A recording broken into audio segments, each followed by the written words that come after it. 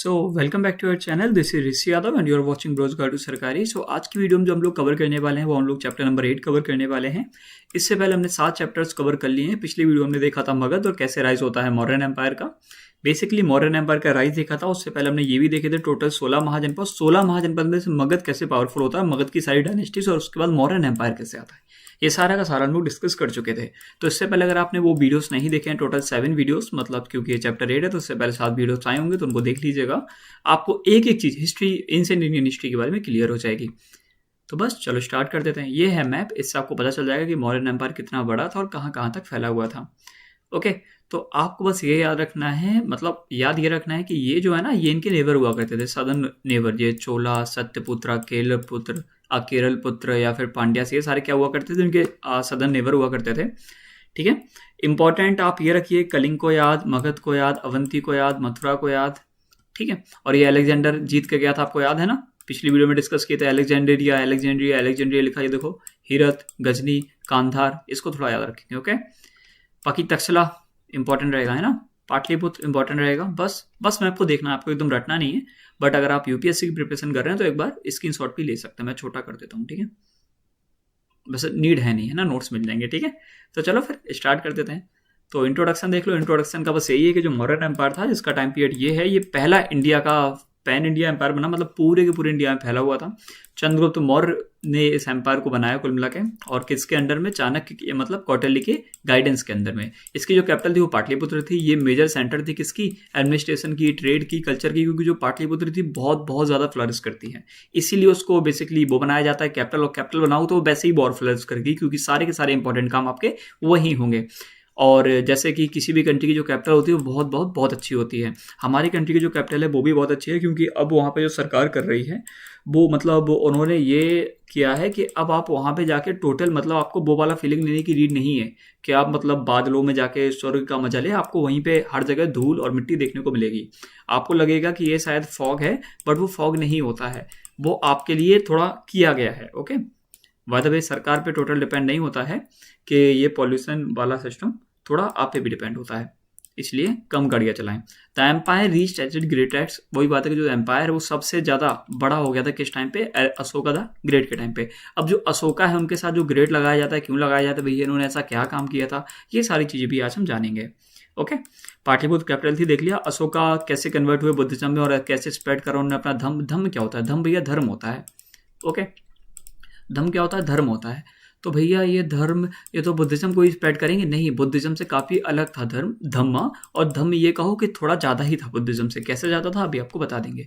और ये हॉलमार्क भी रहा। हॉलमार्क मतलब ये होता है कि अशोका ने कैसे अपने धर्म को हर जगह फैलाया, ये मौर्यन एम्पायर का एक हॉलमार्क है। हॉलमार्क मतलब क्या होता है, कुछ अलग, कुछ इंपॉर्टेंट, जिसकी वजह से हम जिसको जानते हैं। तो मौर्यन एम्पायर को हम एक बात इस वजह से भी जानते हैं कि इसमें जो स्प्रेड हुआ, जो अशोकन एडिक्ट्स मिले, जो पिलर्स मिले, वो बहुत इंपॉर्टेंट थे। इसी वजह से अशोका को या अशोका द ग्रेट बोला जाता है। और भी बहुत सारे रीजंस थे, इन्होंने हॉस्पिटल्स बनवाए, वो सारे भी अभी हम आगे देखेंगे। The Mauryan administration was highly organised. तो सीधी बात है कि यहाँ पे टैक्सेशन सिस्टम बहुत बढ़िया था। अब बहुत अलग अलग तरीके के टैक्स लगते थे, अभी देखेंगे। स्पाई सिस्टम चलता करता था। स्पाई सिस्टम मतलब ये होता है कि किसी को पता ना चले और आपने अपने जासूस या खुफिया जासूस, है ना, जो कि लोगों से मिल जाते हैं और लोगों को पता नहीं चलता और वो आपस में घूम रहे फिर रहे होते हैं। जैसे आपने मुझसे आके बोला कि अरे ऋषि भाई, हाँ, अशोका जी के यहाँ पे अटैक करना है। तो हमने कहा चलो ठीक है, अटैक करते हैं भाई, हमें एक रास्ता पता है। हम पता चला आपको रास्ता लेके अशोका जी के सामने ही रखा है ना, क्योंकि हम एक स्पाई थे। ऐसा होता है, ठीक, कि आप जिसको प्लान बता रहे हो सकता है वो स्पाई, उस पर से डर रहता था। एंड प्रोविंशियल गवर्नेंस, तो वही है, प्रोविंसेस में डिवाइडेड थी और वहाँ पे गवर्नेंस कैसा होता था वो भी हम डिस्कस करेंगे। ठीक है, और उस टाइम पे एंशियंट स्टेट क्राफ्ट का एक बहुत अच्छा ये मॉडल साबित हुआ। अब हम लोग कैपिटल सिटी पाटलिपुत्र की बात कर लेते हैं, जो कि मौर्यन एम्पायर की कैपिटल सिटी थी। तो पॉलिटिकल सेंटर की अगर बात करें तो भैया यहाँ पे पाटलिपुत्र, जो कि आज के मॉडर्न पटना बिहार में है, ये कैपिटल सिटी थी किसकी, मौर्यन एम्पायर की। और ये नर्व सेंटर था, मतलब काफ़ी इंपॉर्टेंट सेंटर था एडमिनिस्ट्रेशन और गवर्नेंस का, क्योंकि सारा का सारा एडमिनिस्ट्रेशन, जो भी चीज़ें अपने बेसिकली स्टेट में चल रही है वो यहीं देखी जाती थी। एडमिनिस्ट्रेशन तो आप समझते होंगे ना, सेम गवर्नेंस, कैसे गवर्न करना है लोगों को, वो भी यहीं देखा जाता था। स्ट्रेटेजिक लोकेशन की अगर बात करें, situated at the conference of Ganga, Son and Gandak river, कि ये जो है ना वो गंगा, सोन और गंडक रिवर के कॉन्फ्रेंस पे बसा हुआ है, मतलब 3 रिवर जहाँ के मिलती हैं, काइंड ऑफ ये। ओके, मैं एग्जैक्ट नहीं बता रहा हूँ कि यही वहाँ से आती है, बस देख लीजिए क्योंकि गंगा तो यहाँ से आती है, इस बात को भी समझिए। It was ideal for trade, communication and defence, और ये काफ़ी आइडियल लोकेशन थी जहाँ से आप ट्रेड कर सकते थे। पहली बात तो गंगा, सोन और गंडक रिवर है तो नदियों के थ्रू भी आप ट्रेड कर सकते हो। दूसरा, कम्युनिकेशन उसी के थ्रू हो जाएगा। डिफेंस, अब डिफेंस तो मतलब समझते हो ना कि चारों तरफ आपके नदी है तो तकलीफ क्या है, इस बात को समझो ना। जो भी अगर अटैक करेगा तो डिफेंस होगा, और फोर्टिफाइड चीज़ें थी, मतलब बहुत सारा सामान था, भी देखेंगे हम, ठीक है। तो इंपॉर्टेंट ये है कि बुलंदी बाग के रिमेन्स को आप याद रखें, इनका एग्जीबिशन रिवील्ड हुआ और इसमें पता चला कि बहुत सारे वुडन फोर्टिफाइड पैलिसाइड थे। कैसे होते हैं ऐसे देखते हैं, देखिए ये देख रहा हूँ, ये 1 2 3 4 इस टाइप के। ये देखो, ये हम खड़े थे, अरे यार फेस रिवील हो गया, देखा तो नहीं आपने, ये हम खड़े थे क्योंकि ये हम ही ने खोजाया था, हमने कॉल किया था कि भाई आप यहाँ पे आइए और यहाँ पे देखो मुझे कुछ मिला है, तो ये मेरा काम था। बताइएगा नहीं किसी को फायदा पे, वरना कोई मतलब यकीन नहीं करता है ना, इसलिए मैं बताता नहीं हूँ अपनी बातें। Proving the cities strong defence architecture, यही चीज़ है जो कि सिटी के स्ट्रॉन्ग आर्किटेक्चर को भी दिखाता है। अब एक कुम्हरार रिमेन्स भी देखने को मिले, हाँ इनके लिए मैं कॉल नहीं किया था, ठीक है, ये ऐसे ही देखने को मिले। कुम्हार रिमेन्स की बात करें, कुम्हरार रिमेन्स, ये आर्कियोलॉजिकल फाउंडिंग है। पिलर, यहाँ पे पिलर हॉल देखने को मिले जिसमें 80 स्टोन कॉलम देखने को मिले, जो कि दिखाते हैं कि modern imperial grandeur and administrative assembly hall के जो मॉडर्न के असेंबली हॉल थे वो कैसे थे, ऐसे देख रहे हो, ऐसे। यहाँ पे हम बैठ जाया करते होंगे ना, हाँ हम भी थे वहाँ पे, आपको पता नहीं होगा। मैं उन 9, अच्छा आपको पता है कि अशोका जी अपने साथ 9 बड़े बड़े लोग रखते थे। एक सीक्रेट सोसाइटी जानते हो अशोका जी की? नहीं जानते हो? नहीं, नवरत्न अलग है, सीक्रेट सोसाइटी जानते हो? चलो छोड़ो, सर्च करना कभी मन हो तो, ठीक है। फॉरेन अकाउंट्स की बात करें तो ग्रीक एम्बेसडर जो मैग्नेस्थीस हैं वो डिस्क्राइब करते हैं पाटलिपुत्र को, बताते हैं कि पाटलिपुत्र बहुत बड़ा है, रेक्टेंगुलर सिटी है, उसमें वुडन वॉल्स हैं, टावर्स हैं, गेट्स हैं, टावर हैं, टावर खुश टावर हैं, गेट हैं, जो कि बताते हैं कि भाई वो बहुत बहुत बड़ा है। तो ये सारी सब चीज़ बताते हैं, तो बेसिकली वो डिस्क्राइब करना चाहते हैं कि पाटलिपुत्र भैया बहुत बड़ा है यार, घूम के आए एकदम, खत्म ही ना हो यार, इतना बड़ा, इतनी बड़े बड़ी दीवारें, इतने बड़े बड़े मतलब मज़ेदार, ये समझ गए। तो फॉरेन अकाउंट्स में ये मेंशन देखने को मिलता है। एडमिनिस्ट्रेशन हब देख चुके हैं, royal palace, council chambers, office, ये सारी चीज़ें देखने को मिलेगी। कल्चर सिग्निफिकेंस की बात करें तो पाटलिपुत्र थी एक seat of learning, diplomacy and art, influencing Indian political and culture history for centuries. और यहाँ पे भैया अच्छी खासी लर्निंग हुई, डिप्लोमेसी की बातें हुई, आर्ट की बात हुई, इसकी वजह से आगे आने वाली हिस्ट्री की जो सेंचुरीज थी, मतलब कई 100 सालों तक इसको बेसिकली इन्फ्लुएंस करता रहा, किसको? इंडियन पॉलिटिकल को और कल्चरल हिस्ट्री को। ओके, तो चंद्रगुप्त मौर्य के सोर्स और ओरिजिन की बात करें तो पहले देखो चंद्रगुप्त मौर्य जी के बारे में हमको पता कहाँ चलता है। अर्थशास्त्र जो कि कौटिल्य जी ने लिखी थी, जो कौन थे? चाणक्य, विष्णुगुप्त, ये तीनों एक ही नेम है, याद रखेंगे। विष्णुगुप्त, चाणक्य और कौटिल्य एक ही व्यक्ति हैं।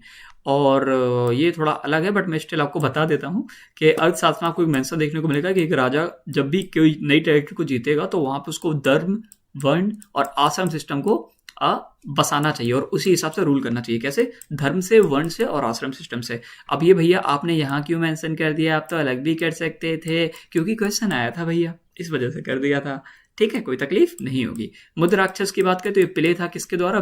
विशाखादत्त के द्वारा, गुप्ता पीरियड के टाइम पे, मतलब इनके कई सालों के बाद ये लिखा गया। तो यहाँ पे भी चंद्रगुप्त को क्या बोला गया? चंद्रगुप्त जी को क्या बोला गया? विरसला। विरसला मतलब होता है लो वॉन्ट के, ये छोटी जाति में पैदा हुए हैं।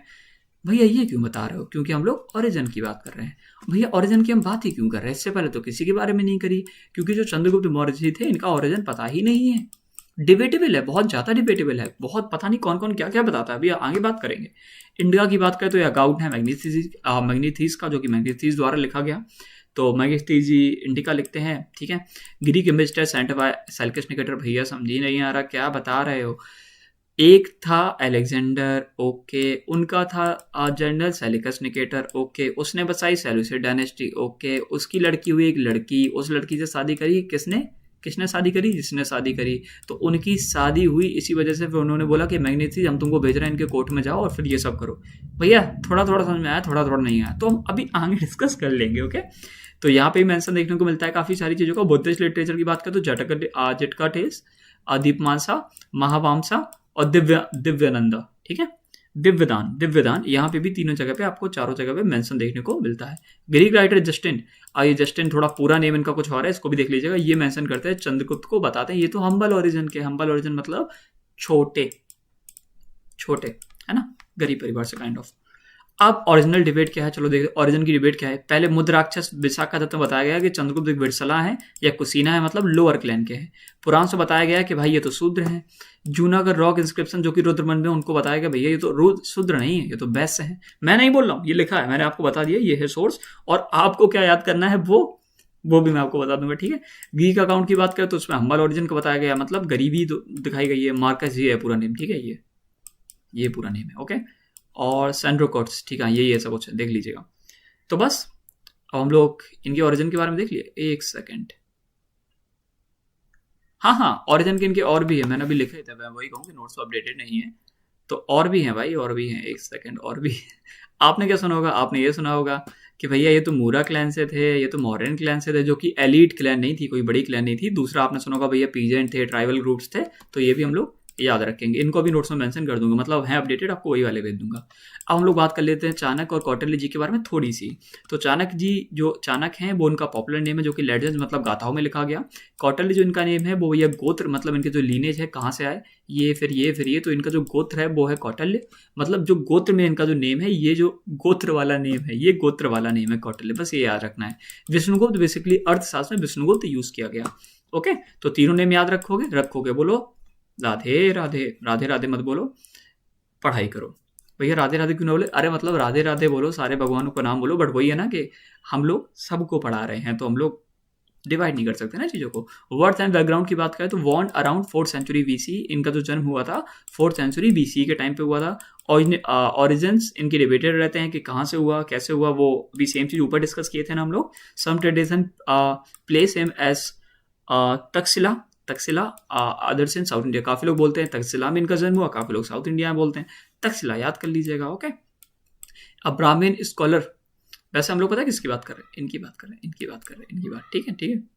हाँ, तो इनके जो ओरिजिन्स है वो डिबेटेड है कि कहाँ से आए, लेकिन जितने चंद्रगुप्त मौर्य जी के हैं उतने नहीं है, इस बात को भी याद रखो, है ना। मैं गलती से चंद्रगुप्त मौर्य के बारे में बताया कि चंद्रगुप्त जी के भी ऊपर डिबेट डिस्कस किए थे ना, तो इनके भी हैं बट इतने नहीं, ठीक। तो इनका वैसे में जानना ही नहीं है, छोड़ो क्या को मैं बता दिया फालतू में। ये ब्राह्मण स्कॉलर तो बस याद रखो, जिनको वैदिक नॉलेज, इकोनॉमिक्स और पॉलिटिक्स का बहुत बहुत ज्ञान था। हम बात किसकी कर रहे हैं, कौटिल्य चाणक्य जी की, फिर से याद रखना, ठीक है। इन्हीं की बात करें, ऊपर वाली लाइन भूल जाओ, याद करने की नीड नहीं है, ठीक है। मौर्यन एम्पायर में बोले तो मेंटोर और स्ट्रेटेजिस्ट की तरह इन्होंने रोल निभाया चंद्रगुप्त मौर्य के लिए, जिन्होंने हेल्प करा चंद्रगुप्त मौर्य को, ताकि ओवरथ्रो कर दे नंदा डायनेस्टी को। भाई जी का खुद का पर्सनल रिवेंज था, चाणक्य जी का क्या रिवेंज था, पुरानी वीडियो में डिस्कस किए थे, ओके। ये आर्किटेक्ट बने किसके, मौर्यन एम्पायर, क्योंकि इन्होंने ही बनाया। अर्थशास्त्र से इन्होंने अपना बेसिकली चलाई सारी चीजें ना, which became the first pan India empire, जो कि फर्स्ट पैन इंडिया एम्पायर बना, मतलब पूरे इंडिया में फैला हुआ था, कितना अच्छा लगता होगा। और ये चीफ एडवाइजर और प्राइम मिनिस्टर बने किसके, चंद्रगुप्त के, और बाद में जाके इनके लड़के बिंदुसार के भी बने, ओके। मेजर वर्क की बात करें तो उनका मतलब वर्क बहुत सारे होंगे, इंपॉर्टेंट जिसकी हम लोग बात करते हैं, अर्थशास्त्र की बात करते हैं। तो ये इसमें basically state craft, economics, law, diplomacy, military strategy, basically state कैसे चलाना है। और स्टेट में भले ही कुछ भी आ जाए, इकोनॉमिक्स आ जाए, लॉ आ जाए, डिप्लोमेसी आ जाए, मिलिट्री स्ट्रेटजी आ जाए, या फिर आपको किसको क्या सजा देनी है, स्टेट कैसे चलाना है, प्रोविंसेस को कैसे डिवाइड करना है, सारा का सारा आपको अर्थशास्त्र में देखने को मिलेगा। तो ये बुक्स, अर्थशास्त्र मतलब तो वैसे इकोनॉमिक्स होता है, बट ये बुक सब पे, इकोनॉमिक्स, पॉलिटी, लॉ, डिप्लोमेसी, सारी की सारी चीजें मैंने यहाँ पे लिख दी है, ओके। एडवोकेट्स रियल पॉलिटिक, वही बात है, ये वकालत करते थे रियल पॉलिटिक की, प्रैक्टिकल गवर्नेंस ओवर आइडियलिज्म से ज़्यादा ये फोकस करते थे किसी प्रैक्टिकल गवर्नेंस पे। इन्होंने काफ़ी सारे की कॉन्सेप्ट दिए, एक तो सप्तंग थ्योरी, एक मंडाला थ्योरी, इसके बारे में आपने सुना होगा, इसके बारे में नहीं सुना होगा, है ना। नहीं भैया, इसके बारे में सुना, वेरी गुड। सप्तंग थ्योरी क्या होता है, 7 एलिमेंट्स ऑफ स्टेट, स्टेट के 7 एलिमेंट, जिनके बारे में अभी हम नीचे बात करेंगे, ठीक है। मंडाला थ्योरी क्या थी, ये फॉरेन पॉलिसी थी, वैसे इसका इंपॉर्टेंस नहीं होता इतना, बट हाँ मंडाला थ्योरी याद रख लो, इसके बारे में नहीं पढ़ेंगे, ओके। वरना कहोगे भैया इसका तो कुछ मतलब ही नहीं था। 4 उपयास सबसे इंपॉर्टेंट, जो कि आपने बचपन में सुने होंगे, साम दाम दंड भेद। दाम नहीं होता है, दान होता है, मुझे अभी पता चला, दान, ठीक है। तो साम मतलब होता है कंसिलेशन, बेसिकली आर्गुमेंट को एंड करना, दान मतलब होता है गिफ्ट्स देना, भेद मतलब होता है डिवीजन, और दंड मतलब होता है फोर्स। इन 4 तरीके से कुछ भी लगाना पड़ जाए भाई, हमें तो रूल करना है, साम दाम दंड वेद, ठीक है, साम दान दंड वेद, ठीक है। डिटेल टैक्सेशन कैसे देना था, क्यों देना था, कब देना था, कितना देना था, सारी की सारी चीजें वो बताते हैं यहाँ पे। एडमिनिस्ट्रेशन और एब्सनेज, वही स्पाई सिस्टम भी चलता है। नोन एज इंडियन मैक्यूली, ठीक है, इनको इंडियन मैक्यूली जाना था। वाय द वे माने मैक्यूली इनके 1800 साल बाद आए, ठीक है। हाँ ऐसा ही कुछ लिखा है ना इसका मतलब, जरा मुझे कमेंट करके बताना, मैं थोड़ा सा कम पढ़ा लिखा हूँ ना, इसलिए इसका मुझे मतलब बता देना है ना। His strategies ensure stability and expansion of Mauryan empire. इनकी जो स्ट्रेटजीज थी उसने इंश्योर करा कि जो मौर्यन एम्पायर है वो स्टेबिलिटी और एक्सपेंशन में बना रहे, ठीक है। अर्थशास्त्र remains foundation text in political science and economics. तो अर्थशास्त्र भैया एक बहुत अच्छा टेक्स्ट बना रहा पॉलिटिकल साइंस और इकोनॉमिक्स के बीच में, याद रखेंगे। इनको एक इकोनॉमिस्ट माना जाता है, नेशन बिल्डर माना जाता है और मास्टर स्ट्रेटेजिस्ट माना जाता है। क्लियर हो गई सारी बातें? बस तो अभी हमने किसके बारे में पढ़ा। और हाँ, ऊपर जब मैं बोला कि ऐसा मत बोलिए तो मैं गलती से बोल दिया था। मेरा मतलब बस ये था कि हम लोग जब पढ़ाई करते हैं तो रिलीजन की बातें नहीं करते, पॉलिटिक्स की बातें नहीं करते हैं, गवर्नमेंट की बातें करते हैं, गवर्नमेंट की ना, सरकार की। तो मैं पढ़ते हुए सारी चीज़ें नहीं बोलना चाहता। ओके, तो सेल्कस निकेटर, क्योंकि गवर्नमेंट तो अपन लोग को बांट ही रही है, अपन लोग क्यों बटे। इंसानियत का वो रखो, क्या बोलते उसे, रिलीजन अपना क्या है, इंसानियत। तो सेल्कस निकेटर की बात करी जाए तो फाउंडर थे सेल्कस सेल्यूसिड एम्पायर के। सुनो मेरी बात अच्छे समझना, ऊपर भी क्लियर नहीं हुआ तो अब क्लियर हो जाएगा। सेल्कस निकेटर कौन थे? फाउंडर थे किसके? सेल्यूसिड एम्पायर के। 305 BC। भैया क्या टाइम पीरियड याद रखना है?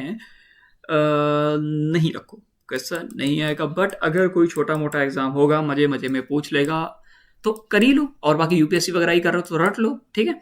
तो आफ्टर, और हाँ, प्रीलिम्स में ऐसे एकदम बेसिक क्वेश्चन नहीं आते हैं, कुछ दिमाग लगाने वाले आते हैं, तो फिर भी देख लेना, ठीक है। तो आफ्टर अलेक्जेंडर दैट, जब अलेक्जेंडर जी खत्म हो जाते हैं 323 BC में, इनके जो जनरल होते हैं दियाउची डिवाइड कर देते हैं एम्पायर को। Seleucus establish the Seleucid empire ruling, जो सेल्कस होते हैं वो क्या करते हैं, सेल्कस डायनेस्टी बसा देते हैं, रूल करते हैं Persia, Syria, Mesopotamia and parts of Central Asia, इन सारी जगह पे। His empire stretch from modern day Turkey to borders of India, Turkey से लेके यहाँ तक जो इंडिया है ना, इंडिया यहाँ तक ये रूल करते थे। कौन? Seleucus Nicator. बाय द वे किसके थे? Commander in chief, commander in chief या कहो सेनापति या फिर कहो जनरल, कुछ भी कह लो आप, है ना। तो ये अलेक्जेंडर जो थे ना, इनके commander in chief, general secretary, जो भी कहना चाहो, ओके। और इनके बाद में जाके भेजेंगे किसको भेजेंगे, जल्दी से कमेंट करके बताओ। तो कॉन्फेडरेट चंद्रगुप्त मौर्य, चंद्रगुप्त मौर्य जी से इनकी क्या लड़ाई हुई, चलो देख लेते हैं। 305 से लेकर 303। भैया ये टाइम उल्टा क्यों चल रहा है? पता है ना बीसी क्या होता है? बोलना नहीं, मैं घर पे आके मारूंगा, मतलब मारूंगा नहीं, तुम भाई हो अपने, ठीक है, वरना उल्टा मार दो। Seleucus Seleucid Mauryan war in north west India, तो ठीक है। तो सेल्कस जी लड़े यहाँ पे, Seleucid Mauryan war north west India में लड़े, ठीक है। चंद्रगुप्त मौर्य लड़े, चंद्रगुप्त डिफीटेड हिम, चंद्रगुप्त जी ने इनको हरा दिया। Forcing Seleucus to cede surrender territories in Afghanistan, Balochistan, Gandhara to Mauryan empire. तो जब इन्होंने हरा दिया तो लगा पीछे तो पीछे, जब पीछे हो तो अफगानिस्तान दो, बलूचिस्तान दो, गांधार दो, किसको? मौर्यन एम्पायर को। Okay, this mark the expansion of Mauryan empire westward. और ये साफ साफ बताता है कि भैया जी लड़ाई करे, भैया जी हार गए, तो भैया जी की वजह से हमको वेस्टवर्ड भी एक्सपेंशन देखने को मिला मौर्यन एम्पायर का। Plays treaty and matrimonial lines. अब अगर भैया देखो हार गए हो, ये तो चलो ठीक है। चंद्रगुप्त ने पहले सेल्यूकस भाई को बोला, अरे यार तो 500 हाथी ले जाओ यार, कभी तुमको जरूरत हो तो बताना, भाई वास्ते तो अपने, ठीक है। उनने कहा कि अपनी लड़की दे दो उनको, तो ये अपनी लड़की की भी शादी करा दे चंद्रगुप्त जी से, काफ़ी सोर्सेज के द्वारा। और उस लड़की का क्या नेम था? ऐसे कुछ नेम था क्या? कमेंट करके बता दीजिए। ओके, एक ट्रीटी साइन हुई होगी, उसके कुछ रूल्स हो गए, भैया बता दीजिए, जानने की नीड है ही नहीं हम लोग को, ठीक है। मैग्नेथीस, हाँ, मैग्नेथीस को एज एम्बेसडर की तरह भेजते हैं ये चंद्रगुप्त मौर्य जी के कोर्ट में पाटलिपुत्र में। तो मैग्नेथीस को चंद्रगुप्त जी के कोर्ट में पाटलिपुत्र में भेजते हैं एम्बेसडर की तरह। तो वो यहाँ पे लिखते हैं इंडिका, जिसमें वो सारी की सारी मॉडर्न एडमिनिस्ट्रेशन, सोसाइटी, इकोनॉमी की बात करते हैं। वायदा भी ये पता नहीं इनको, शायद उस टाइम पे जो मैग्नेथीस जी थे किसी ने बता दिया होगा भांग एक चीज़ होती है। तो ये काफ़ी सारी चीज़ें मतलब अलग ही लिखेंगे, ये बताएंगे भैया 7 वर्णों में चीज़ें डिवाइडेड थी, हमारे यहाँ 4 वर्ण होते थे, 7 कहाँ से हो गए पता नहीं, ऐसी कुछ था, भी देखेंगे आगे, ठीक है। The Indo Greek diplomatic exchange, वही बात है कि यहाँ से वहाँ जब चीज़ें हुई तो ये जो इंडिज कर देता है हिस्टोरिकल चीज़ों को। ओके चलो ठीक है। और हाँ, अब थोड़ा अच्छा देखना कि लेगेसी और ये वर्ड इसको बोलना नहीं चाहता मैं, कम से कम इस्तेमाल करता हूँ। 281 BC Seleucus was assassinated in Thrace, Seleucus को यहाँ पे मार दिया गया थ्रेस में। 281 भैया ये जगह कहाँ, बिल्कुल जानने की नीड नहीं है, बाकी सर्च करना चाहो अपना मन करे तो देख लेना। जब वर्ल्ड हिस्ट्री कभी पढ़ेंगे तो एक एक चीज़ बता देंगे, ठीक है। पूरी हिस्ट्री खत्म हो जाए कभी बोल देना कि वर्ल्ड हिस्ट्री भी पढ़नी है, और अभी नहीं पढ़ेंगे क्योंकि एसएससी में पूछते नहीं है, यूपीएससी में पूछते हैं, तो बाद में देखा जाएगा। और इनके जो सन थे, इनके जो सन का नाम क्या था? एंटिकोस फन सोटर सक्सीडेड हिम। और तो अब हम लोग क्या समझे कि सेल्कस निकेटर के बाद कौन आएगा? एंटिकोस वन सूटर, और ऐसा ही कुछ एक और नेम है, ठीक है। Seleucus is remembered as one of the most successful Alexander successor, leading the Greek and eastern culture and leaving a long lasting legacy in west India. तो माना जाता है कि अलेक्जेंडर के बाद एक मोस्ट सक्सेसफुल अगर कोई सक्सेसर रहा तो वो यही रहे, और ये ग्रीक और ईस्टर्न कल्चर को बेसिकली साथ में लाए और बहुत लॉन्ग लास्टिंग इम्पैक्ट भी छोड़ के गए वेस्ट एशिया में। तो अब आपका चैप्टर शुरू हो रहा है, जहां से बेसिकली मोस्टली लोग शुरू करते हैं कि चंद्रगुप्त मौर्य जी के बारे में। तो टाइम पीरियड देख लीजिए 322 BCE से लेकर 298 BCE। मैं बिल्कुल नहीं कह रहा हूँ, ये एकदम एग्जैक्ट है, हो सकता है कभी आपको 1-2 साल आगे पीछे मिल जाए। क्या बोलते हैं इसको, एस्टिमेटेड है, एस्टिमेटेड यही याद रखेंगे। ओके, फाउंडर थे मौर्यन एम्पायर के, इतने से इतना इनका टाइम पीरियड है। इनकी जो माता जी थी उनका नाम मूरा था भैया। हाँ, इनकी माता जी का तो कुछ और नाम था, वो भी हम नीचे देख लेंगे, ठीक है, टेंशन मत लो। ओके, इनकी माता जी का नाम था मूरा, जो कि डॉटर थी किसी एक शिकारी की, और ये मेंशन है विष्णु पुराण में। भैया आपने अलग से क्यों लिखा, माता जी के बारे में तो कम बताते हैं भैया, इसका क्वेश्चन आया था, है ना, इस वजह से लिखा है। वाइफ कौन थी, दुर्धरा, और ग्रीक वाइफ कौन थी, हेलेना। भैया हाँ, ये ग्रीक वाइफ कौन है, ये डॉटर थी सेल्कस निकेटर की, याद आया भैया। सेल्कस निकेटर क्यों, अरे सेल्कस निकेटर से लड़ाई हुई थी, हार गए थे, तो गंधार अफगानिस्तान वाला रीजन दिया था, हाँ दिया था, तो फिर लड़की भी दी थी, हाँ दी थी, याद आया। हाँ वही अभी अभी अभी ऊपर डिस्कस किए थे ना, वही। सन कौन थे, बिंदुसार, सक्सेसर, मतलब वही है कि इनके बाद बिंदुसार जी आएंगे। ओके, डिफीटेड धनानंद, धनानंद जी को हराया था नंद डायनेस्टी के, और हेल्प करी किसकी हेल्प से, चाणक्य और कौटिल्य जी की हेल्प से 322 BCE में। भैया ये धनानंद कौन है, पुरानी वीडियो देख लीजिए। इंट्रोड्यूस करते हैं स्पाई सिस्टम को, स्पाई सिस्टम क्या होता है पता ही होगा। 305 BCE defeated Seleucus Nicator, Alexander general, और कैप्चर कर लेते हैं इस वाले एरिया को, मतलब कांधार को, बलूचिस्तान को, हिराक को, और जिसको क्या बोलते हैं अरिया एरोचेस, क्या बोल रहा हूँ मैं, एराकोसिया, ठीक है, गैंड्रोसिया, ठीक है, एरिया एराकोसिया गैंड्रोसिया, जो कि बलूचिस्तान, कांधार और हिराक है। हाँ याद कर लेना, कभी क्वेश्चन कोई पूछ सकता है, छोटे मोटे, बड़े एग्जाम तो नहीं पूछते हैं लेकिन SSC CGL में भी पूछ लेते हैं कभी कभी, तो देख लेना यार। Seleucus give priorities and daughter Helena in marriage, ठीक है, सेल्कस एंड मैग्नेसी, चलो ऊपर देख चुके थे। रिलीजियस ट्रेंड की बात करें तो 297 BC में जैन आचार्य भद्रबाहु जी प्रेडिक्ट करते हैं कि भैया 12 साल का गंगा वैली में एक फैमान आएगा।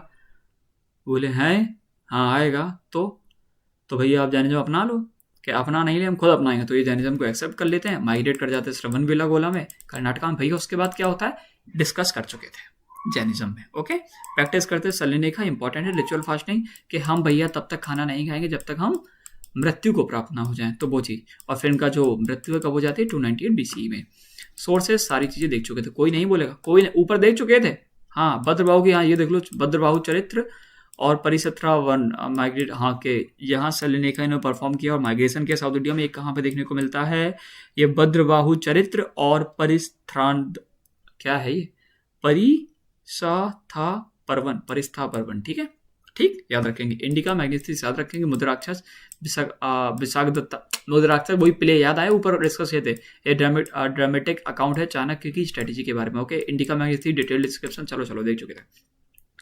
चलो, बिंदुसार जी के जन्म के बारे में काफ़ी सारी बातें कही जाती हैं, आपने कहानी सुनी भी होंगी, बट कहानी में एक छोटा सा ट्विस्ट है, जो कि मैंने कहीं सुना है, क्योंकि मैं बिल्कुल नहीं कहूँगा कि मैं उस टाइम पे था भाई, मैंने भी ये कहीं सुनाई है, तो मैं पूरी कहानी बता देता हूँ। माना जाता है कि वही कहानी है, लेकिन एक छोटा सा ट्विस्ट सर ने नहीं बताया था। अब मैं किसकी बात कर रहा हूँ, आप समझ गए होंगे, तो मैं बता देता हूँ, वही इंपॉर्टेंट था कि जब बिंदुसार, जब चंद्रगुप्त जी बन जाते हैं, तो इन पर बेसिकली काफ़ी खतरा रहता है कि कोई इनको जहर मिला के ख़त्म ना कर दे, या फिर वो वाला टाइम, मतलब समझ रहे हो ना, वो ऐसे कि अगर कोई लिप्स पे लगा लेगा तब भी आप वैसा, तो इनको छोटा छोटा जहर दे दिया करते थे। कौन दिया करते थे, चाणक्य दिया करते थे, कि आगे अगर इनको कभी कुछ ज़्यादा जहर दे दिया जाए तो इनको कोई तकलीफ ना हो। आपको पता होगा कि बॉडी कैपेबल हो जाती है, चाहे आप ठंड में रहो चाहे गर्म में रहो, और धीरे धीरे एकदम इतना पॉइंट देते थे कि इनको फर्क ना पड़े। तो ये बात चंद्रगुप्त मौर्य जी को पता नहीं थी, बट वो देते रहते थे, और इनकी पत्नी थी, उनको भी पता नहीं थी। ओके, जब पत्नी को भी पता नहीं थी, इनको भी पता नहीं थी, तो होता ये है कि वो एक दिन खाना खा लेती हैं, और जब वो खाना खा लेती हैं तो चाणक्य को तो ये बात पता थी, तो वो, और देखो दिक्कत ये है कि चाणक्य जी को जब पता चला कि यार ये बात है, तो इनके पेट में थे बिंदुसार जी, इनके पेट में थे, इनकी माता दुर्धरा जी के पेट में थे बिंदुसार जी। तो यार उनको पता था कि जहर से यार ये दिक्कत हो जाएगी, तो ये क्या करते हैं कि तलवार से जो स्टमक है वो फाड़ देते हैं, मतलब ऑपरेशन कर देते हैं तलवार से, चाणक्य जी। ओके, और बिंदुसार को बाहर निकाल लेते हैं। तो भैया इसमें बिंदुसार नाम कैसे पड़ गया, ये क्वेश्चन है। तो भैया जब माना ये जाता है कि वो एक जहर की बूंद इनके माथे पे गिर गई थी, इसलिए इनको बिंदुसार बोलते हैं, समझ गए, ये था बस। अब टाइम पीरियड याद रखो, 297 से लेकर 270, बाय द वे कहीं ना कहीं सुनी होगी ये कहानी, है ना, 297 से लेकर 273 BC। तो बिंदुसार जी का ये है, सेकंड मौर्य एम्पायर थे, संत चंद्रगुप्त मौर्य के रिमेंबर किया जाता है क्योंकि, और हाँ एक बात ये रखो कि बिंदुसार जी हैं तो तगड़े, बट वही है कि चंद्रगुप्त मौर्य तगड़े थे, इनके आगे वाले अशोक बहुत तगड़े थे, तो इस वजह से इनका थोड़ा भपका है, थोड़ा कम रहा, इनके फॉलोअर्स थोड़े कम रहे, मतलब इंस्टाग्राम पे, वो समझिए काइंड ऑफ। तो इनको ग्रीक में क्या बोलते थे, ये एमिटोक्रेट्स, बहुत इंपॉर्टेंट याद रखेंगे, मतलब डिस्ट्रॉयर ऑफ फोर्स, सारे के सारे दुश्मनों का नाश करने वाले। तुम जानते भी हो तुम किससे बात कर रहे हो, वो सबका नाश कर देगा, तो मतलब ये है, ठीक है, एमिटोक्रेट्स, ठीक है, याद रखेंगे। संस्कृत अमितग्रह से लिया गया है, अमितग्रथा से लिया गया है, जिसका मतलब होता है डिस्ट्रॉयर ऑफ फोर्स। कैपिटल क्या थी, पाटलिपुत्र, मॉडर्न पटना विहार, ओके। पैटर्नाइज करते अजीब का, भैया ये अजीब का सेक्ट क्या है, मैखाली घोष को जानते हो, हाँ भैया ये भाई, अच्छा मैखाली घोष जी किसी के साथ निकले थे, बट बाद में जाके उनके चीज़ें नहीं बनी, उन्होंने बोला कि सारी की सारी चीज़ें तो माया है।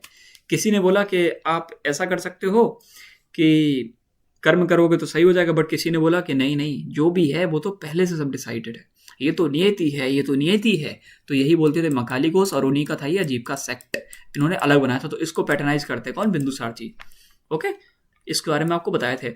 और इसकी बात करें इसकी, तो ये हो जाएगा 273 BC, कहाँ, पाटलिपुत्र में। एक्सपेंशन कैसे करा एम्पायर का, बिंदुसार जी ने एक्सटेंड करा मौर्यन एम्पायर को साउथवर्ड की तरफ, रिपोर्टेडली कर्नाटका और मैसूर तक, ओके। संगम तमिल लिटरेचर मॉडर्न, वही बात है कि इन्होंने माना जाता है कि 2 समुद्रों के बीच के जो 16 स्टेट थे उनको कैप्चर कर लिया था। और 2 समुद्र कौन से, एक अरेबियन सी और एक बे ऑफ बंगाल। अरेबियन सी इसी तरफ है ना भैया, हाँ, बे ऑफ बंगाल इसी तरफ है ना, हाँ, वरना लड़ाई करो बाद में। तो higher in consolidation territories already won by Chandragupta, ensuring stability across most, ठीक है। तो सीधी बात है, जो बड़े बड़े टेरिटरी थे वो चंद्रगुप्त मौर्य जी पहले ही जीत चुके थे, तो उन्होंने कंसोलिडेट करके रखा अपने एम्पायर को, टेरिटरीज को, और स्टेबिलिटी बना के रखी पूरे के पूरे इंडियन सब कॉन्टिनेंट में। Bindusara was a patron of अजीब का सेक्ट, ये अजीब का सेक्ट को बेसिकली पैटर्न करते थे, मतलब सपोर्ट करते थे, जो कि फाउंड करी गई थी मैखाली घोष के द्वारा। अब ये क्या है भैया, ये क्या है ये, तो ये एंटीचूस, स्पेलिंग गलत हो गई, एंटोकस है यार एंटियोकस है यार, ये क्या लिख दिया मैंने, तो इसको ओ लगाना ही भूल गया हूँ मैं, ओ लिख देते हैं यहीं पे, बुरा तो नहीं मानोगे, ANTI, एंटियोकस और एंटीचूस फर्क पड़ हो जाता है भैया। ये एंटियोकस है जो कि सन है सेलिकस के भैया, सेलिकस ने गेटर कौन ऊपर डिस्कस किया, उनका लड़का था एंटियोकस फर्स्ट, ये वही है, हाँ समझ गए, हाँ वही ऊपर डिस्कस नहीं किए थे, एक लड़का था, हाँ ये वही है। तो Bindusara is said to have requested, और वो भाई साहब, ये जो बिंदुसार कहते हैं यार देखो अपने पापा और तुम्हारे पापा का यार अच्छा रिश्ता चलता है, तुम ऐसा करो यार, थोड़ी यार स्वीट वाइन, थोड़ा दारू, थोड़े से ड्राई फ्रूट और एक फिलोसफर भेज दो यार, थोड़ा यार मन कर रहा है कि बढ़िया थोड़ा राज जाज बढ़ा ले, तुम पे कब्जा कर ले। तो उनने कहा लो वाइन ले लो भैया, ड्राई फ्रूट ले लो भैया, फिलोसफर नहीं भेजेंगे। उन्होंने कहा भेज दो यार, तुम पे थोड़ी कब्जा करेंगे। उन्होंने कहा नहीं भेजेंगे यार, वो ग्रीक में माना नहीं जाता है, भेजना गलत होता है। कह रहा है भाई यार तुमने दिखा दिया, तुम बस आ गए अपनी लाइन पे, तो ऐसा कुछ हुआ होगा। तो ये लोग का भाई यही होता है कि उन्होंने 3 चीज़ों का रिक्वेस्ट करते हैं और 2 चीज़ इनको दी जाती है।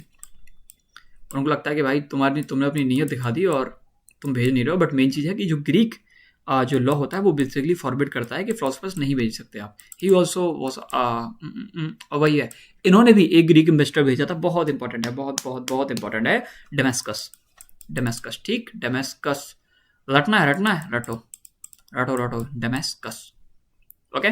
फैमिली एंड सक्सेशन की बात करें, पापा ये थे, माता जी ये थी, जैन ट्रेडिशन के अकॉर्डिंग ये इनकी माता थी, मतलब दुर्धरा इनकी माता जी थी, जो कि जैन ट्रेडिशन में माना जाता है।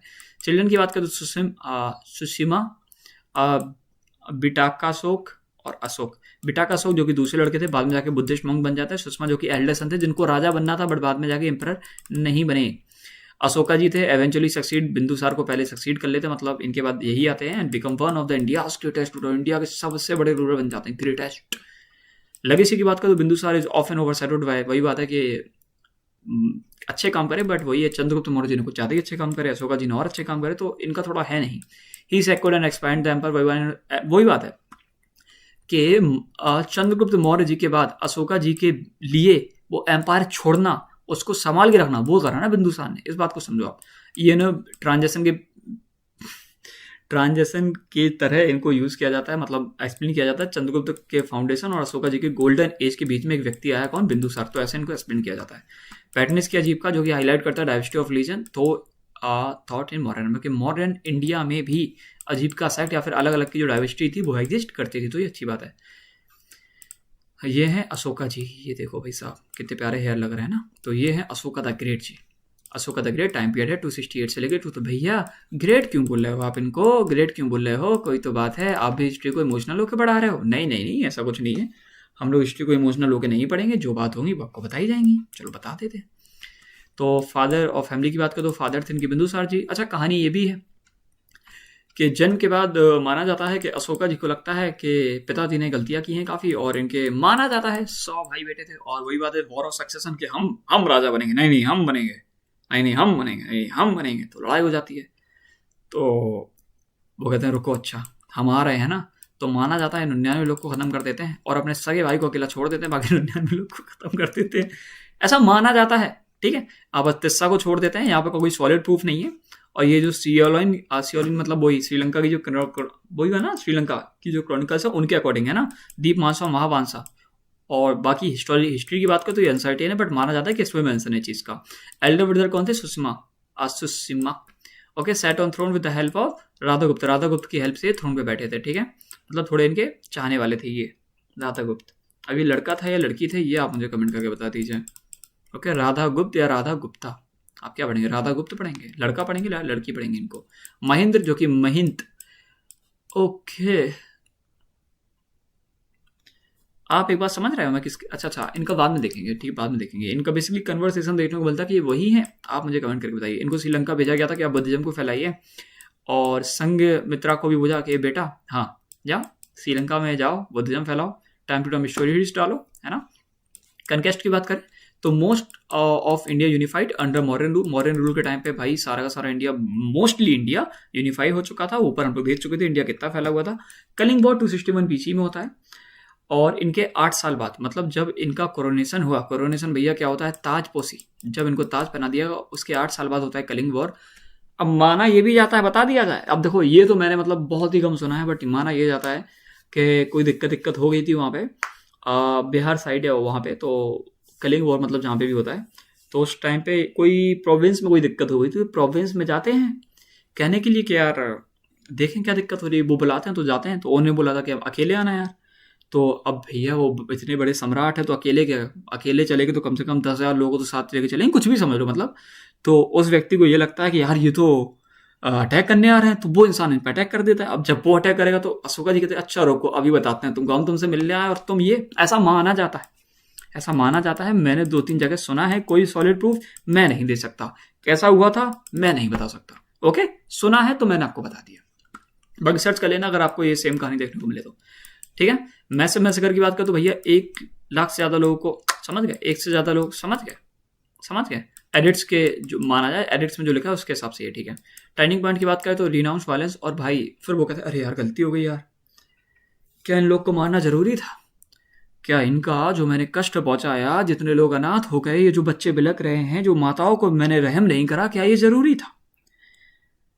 तो गुप्त कहते हैं नहीं ये जरूरी नहीं था। मोगली पुत्र जी कहते हैं कि जरूरी नहीं था, त्याग दो। तो बोलते क्या त्याग दिया जाए? वो बोले कि त्याग दो सारी चीज़ें, ये जो हिंसा है इसको त्याग दो। तो वो कहते हैं हिंसा त्याग देते हैं। और फिर वो इम्बेरेस करते हैं, इम्प्रेस्ड मतलब करते हैं कि अरे यार मतलब ये समझो, फिर वो धम्म को प्रमोट करते हैं। धम्म मतलब धर्म है, ठीक, बस धम्म क्या है अभी डिस्कस कर लेंगे। ओके, देखो ये लिखा है अवेंडन हंटिंग। और भैया बोलते हैं कि हंटिंग बंद करी जाए, कोई भी शिकार नहीं करेगा, अहिंसा की बात होगी, ठीक है, अहिंसा, कोई भी हिंसा नहीं होगी, नॉन वायलेंस नहीं होगा। पैटर्नाइज करते हैं बुद्धिस्ट मंक को, स्टूपास बनाते हैं, विहारास बनाते हैं। भैया स्टूपास क्या होते हैं भैया? विहारास तो देखो यार पुरानी वीडियो में बताए हुए हैं। स्प्रेड करते हैं बुद्धिज्म को अब्रॉड, मतलब और जगह बुद्धिज्म को फैलाते हैं, श्रीलंका, नेपाल, अफगानिस्तान, सेंट्रल एशिया। और ये सीधा बोलते हैं कि अब जो लड़ाई होगी वो घोड़ा बारूद तलवारों से नहीं होगी, वो होगी क्या बोलते हैं उसको, धम्म से लड़ाई, कि मैं धम्म से लोगों को जीतूंगा। ये चीज़ इंपॉर्टेंट, हाँ इंपॉर्टेंट है भैया, इंपॉर्टेंट, बहुत याद रखना, क्वेश्चन आएगा, ठीक है। तो अशोका जी के धम्म के बारे में याद रखो। तो पहले वेरिगोस ये कहा था, ये धम्मघोष बेसिकली क्या होता है? वॉर ड्रम, ठीक है, ड्रम ऑफ धम्म बोलते हैं इसको, ठीक है भैया। हाँ रट लो इसको, बस समझ नहीं आया वो भैया वेरिगोस धम्मघोष क्या है? तो धम्मीगोस है वेरिगोस, और वेरिगोस का मतलब क्या होता है ये बस समझ गए, द डेफिनेशन। और हाँ, अशोका जी के जो धम्म है क्या, इसकी डेफिनेशन हमको कहाँ से देखने को मिलती है? राहुलवादा सुत्ता से, ठीक है। Primary refers to Buddhist doctrine, ठीक है। तो बेसिकली प्राइमरी बात करें तो प्राइमरी बेसिकली मतलब होता है कि बुद्धिस्ट जो बुद्धिस्ट जो फिलोसफी है उनकी बात होती है, लेकिन धम्म काफी ज्यादा है। ज्यादा मतलब कि माना कि हमने बुद्धिज्म तो फैला रहे हैं पर हम थोड़ा एक्स्ट्रा भी फैला रहे हैं। हमारा जो धर्म है उसमें कुछ चीजें अलग है, इसका याद रखो बस। मीडियम की बात करें तो रॉक और पिलर हेड है, जो कि प्राकृत ब्राह्मणी स्क्रिप्ट में लिखे गए, ब्राह्मी, ठीक है, ब्राह्मणी नहीं। Not strict religion but ethical code of conduct, ये कोई स्ट्रिक्ट रिलीजन नहीं था, ये बस इथिकल कोड ऑफ कंडक्ट था कि यार अच्छे काम करनी चाहिए यार, जो गलत है वो गलत मानो, जो सही है वो सही मानो। 7 पॉइंट जो कि अशोक जी के धम्म पे लिखे थे कि service to father and mother, के माता और पिताजी की सेवा करी जाए, patricide of practice of non violence, ahimsa की बेसिकली बात रखी जाए, कोई भी हिंसा ना करी जाए, रिस्पेक्ट करो अपने टीचर्स की, थोड़ी सी मेरी भी, गुड ट्रीटमेंट ऑफ रिलेटिव्स, तो जो रिलेटिव्स हैं उनका ख्याल रखो, मत करो भाई मैं तो भाई हूँ तुम्हारा भाई, ठीक है, पैसे भेज दिया करो तुम लोग। तो गुड ट्रीटमेंट टू रिलेटिव, जो रिलेटिव्स होते हैं उनका बेसिकली ट्रीटमेंट करो। प्रोहिबिशन ऑफ एनिमल सेक्रीफाइस, जो एनिमल्स का सेक्रीफाइस करते हो उसको प्रोहिबिट करो, मतलब उसको बंद कर दो। और अवॉइड मीनिंगलेस सेरेमनीज, फालतू में किसी की शादी या फिर जो फालतू की सेरेमनीज है उनको अटेंड ना करो। ओके, विजिटिंग पिलग्रिमेज मतलब होते हैं जो भी आपके रिलीजन में जो भी इंपॉर्टेंट जो जगह मानी जाती है उनको घूमिए, विजिट करिए। ओके, एडिशनल प्रिंसिपल्स की बात करें तो माना जाता है कि ह्यूमन ट्रीटमेंट, तो आप सर्वेंट और प्रिजनर्स को ह्यूमन मतलब होता है कि इंसानियत भरा, उनके साथ गलत मत करो। माना कि वो आपका नौकर है तो ये मत करो ए चल रे काम कर, ऐसा नहीं, ऐसा बोलना है कि आप ये काम कर देंगे, तो ऐसा बोलना है, ठीक है। प्रिजनर्स के साथ भी यही व्यवहार करो। ज़्यादा हो गया मैंने कम, थोड़ा कैरेक्टर में आ जाता हूँ। कंपैशन एंड नॉन वायलेंस की बात करी कि भैया थोड़ा सा दया रखो, किसके, एनिमल्स के द्वारा, इतना दया रखो कि एनिमल्स के लिए भी हम हॉस्पिटल बनवाएंगे। ऐसे ही अशोका जी ऐसे ही ग्रेट नहीं बन गए, एनिमल्स के लिए भी हॉस्पिटल बनवाए, पता है आपको। पोलाइट बिहेवियर, कॉर्टिसी मतलब पोलाइट बिहेवियर, लिबर्टी मतलब इंडिपेंडेंट रखो, किसको, ब्राह्मण्स और श्रमण। श्रमण क्या होते हैं ये मुझे कमेंट करके बता दिया, मुझे नहीं पता भाई यार, गलती से लिख दिया यार। श्रमण क्या होते हैं भाई, कमेंट करके बताएंगे, ठीक है। रिलीजियस टॉलरेंस की बात करें तो भैया सबको टॉलरेट करो यार। टॉलरेट मतलब ये नहीं कि सहो, टॉलरेट मतलब ये होता है कि हमें कोई तकलीफ नहीं यार, जो भी सेक्स है चलने दो, आप अपने में खुश रहो और आप सब खुश हो, बस यही में मेरी खुशी है, इस बात को समझो।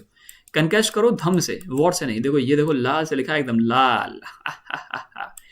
समझ रहे हो कि पहले अशोका जी क्या करेंगे कि पहले अशोका जी ने सारी की सारी चीजें फैला दी, वॉर और हो गए, और उसके बाद अशोका जी ने क्या करा, उसके बाद अशोका जी बोलते हैं कि भैया पहले अब लड़ाई सब हो गई है, अब क्या करेंगे, अब हम लोग धर्म की बात करेंगे, अब हमको युद्ध नहीं करना है। लेगेसी की बात करें तो भैया यूनिफाई कर देते, पूरी की पूरी इंडिया को संभाल के रखते हैं।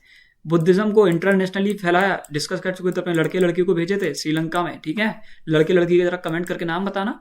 मोरल किंगशिप की बात करें तो देखो भैया, हम आप जो अशोका ग्रेट हैं उनको मोरल किंगशिप की तरह basically model of moral kingship माना जाता है, बस समझ जाओ ये क्या होता है, ये मुझे कमेंट करके बताना, ठीक है। रेन की बात करें तो रेन मतलब होता है कि भैया जब इन्होंने बेसिकली रूल करा, और रूल करा तो पीक, जिस टाइम पे इन्होंने रूल करा तो उस टाइम पे मौर्यन एम्पायर कितनी ऊंचाइयों पे था, इस बात को याद रखो। मौर्यन एम्पायर में अगर कोई हुआ तो भाई अशोका जी हुए, नहीं भैया बिंदुसार भी हुए, हाँ बिंदुसार भी हुए, नहीं भैया चंद्रगुप्त मौर्य भी हुए, वो भी हुए, लेकिन महान कौन हुआ, अशोका द ग्रेट। क्यों हुए, पढ़ तो रहे हैं। सिंबल ऑफ इंडिया हेरिटेज की बात करें तो भैया इंडियन हेरिटेज का ये बहुत इंपॉर्टेंट है। रात को अगर तुम्हें नींद आए तो उससे पहले ये याद रख लेना, एक बार रिवाइज कर लेना कि जो अशोक चक्र है जिसको लॉयन कैपिटल ऑफ सारनाथ से लिया गया है, ये नेशनल एम्बलम है, मतलब हमारे यहाँ का नेशनल चिन्ह है। और चक्र जो कि इंडियन फ्लैग में देखने को मिलता है उसमें टोटल 24 स्पाइक्स होती हैं, आपको पता ही होगा। अब ये जो 24 स्पाइक्स होती है वो 24 ही क्यों होती हैं, अब वो मुझे कमेंट करके आप बता दीजिए। ओके ठीक है। सक्सेसर आफ्टर अशोका, तो अशोका जी के बाद काफी सक्सेसर आए, दशराज, संप्रति, साली, सुखा, देवपत्तम, सप्तपत्तम, बृहद्रथ, ये लास्ट थे। ओके तो ये भी आए। अरे यार ये तो मैं दोबारा लिख दिया हूँ अभी, मतलब एक जगह और लिखे हैं ये, ठीक है। अच्छा हाँ, जब डिक्लाइन की बात करी थी, ओके। तो अशोकन एडिक्ट्स की बात कर ली जाए तो अशोक जी के एडिक्ट्स कहाँ मिले, ये है मेजर रॉक एडिक्ट, ये है minor rock edicts, sorry major pillar edicts, ठीक है। तो ये है रॉक, ये है पिलर, सोपरा, गिरनार, कौसम्बी, ओके, मेरठ, दिल्ली डोपरा बहुत इंपॉर्टेंट, सारे ही देख लेंगे चलो। जनरल देखो ऐसे दिखते हैं, ऐसे देखो, ऐसे ये देखो, दिखा दो कितना क्लियर लिखा है ना, कुछ तो कुछ लिखा होगा ना, हाँ तो बस यही होते हैं एडिक्ट्स कि मतलब कुछ ना कुछ लिखावट है जो पिलर्स पे लिखी गई, पत्थरों पे लिखी गई। और क्यों लिखते थे कि हर इंसान को पता चले कि धर्म को कैसे फॉलो करना है, क्या क्या गलतियां नहीं करनी है, रूल्स क्या चलाने हैं। कोई अगर कुछ होगा, कोई भी अगर मतलब नोटिस होगा तो उसको भी लिखवा दिया करते थे। ये इन्होंने बढ़िया काम करा। तो मीडियम क्या था, रॉक और pillar inscription. First to decipher Ashokan, जो सबसे पहले किसी ने अगर अशोकन जो एडिट्स हैं उनको समझ पाया तो वो कौन थे, जेम्स प्रिंसेप। ठीक है, कब, 1837 में। याद रखेंगे, रखेंगे मतलब यही क्वेश्चन आते हैं एसएससी में, यही क्वेश्चन आते हैं। ठीक, एसएससी यही पूछेगा, बस बस यही पूछेगा। पर्पस की बात करें, पर्पस ये था कि धर्म को फैलाएं, ethical code not religion. Religion नहीं, अभी भी याद रखो, धर्म अलग है, बुद्धिज्म अलग है सर। गलती मत कर देना कि भैया बुद्धिज्म को फैलाए हैं वही धर्म है, नहीं नहीं, धर्म अलग है। ठीक है। और हाँ, लैंग्वेज भैया बहुत सारी थी इसमें। तो लैंग्वेज टोटल 3 थी प्राकृत, ग्रीक और एरेमिक। स्क्रिप्ट 4 थी। स्क्रिप्ट एक थी ब्राह्मी, एक थी ग्रीक, एक थी एरेमिक। भैया चौथी खरोष्ठी। खरोष्ठी कहाँ देखने को मिलेगी, नॉर्थ वेस्ट इंडिया में। इंडियन क्या यार इसी भाई, कहाँ लिखी है, Ashokan edits north West Indian. ठीक है, नॉर्थ वेस्ट इंडिया में आपको ये देखने को मिलेगी, तो इसको भी हम लोग याद रखेंगे। तो ग्रीक, अब वही बात भैया, ये अलग अलग लैंग्वेज क्यों लिखी गई, एक ही लिख देते। अरे यार देखो, हमारे यहाँ पे क्या चलती है, बुंदेलखंडी, और कहीं चलती है बिहारी, कहीं चलती है क्या बोलते हैं, महाराष्ट्र में रहना तो मराठी बोल, हाँ तो कहीं चलती है मराठी। तो जहाँ जैसी चलेगी वहाँ वैसी करेंगे ना सर, बस समझ जाओ। तो खरोष्ठी नॉर्थ वेस्ट इंडिया में, ग्रीक में ग्रीक स्क्रिप्ट, एरेमिक स्क्रिप्ट जो कि अफगानिस्तान वाला इलाका है। बस बस भाई बस।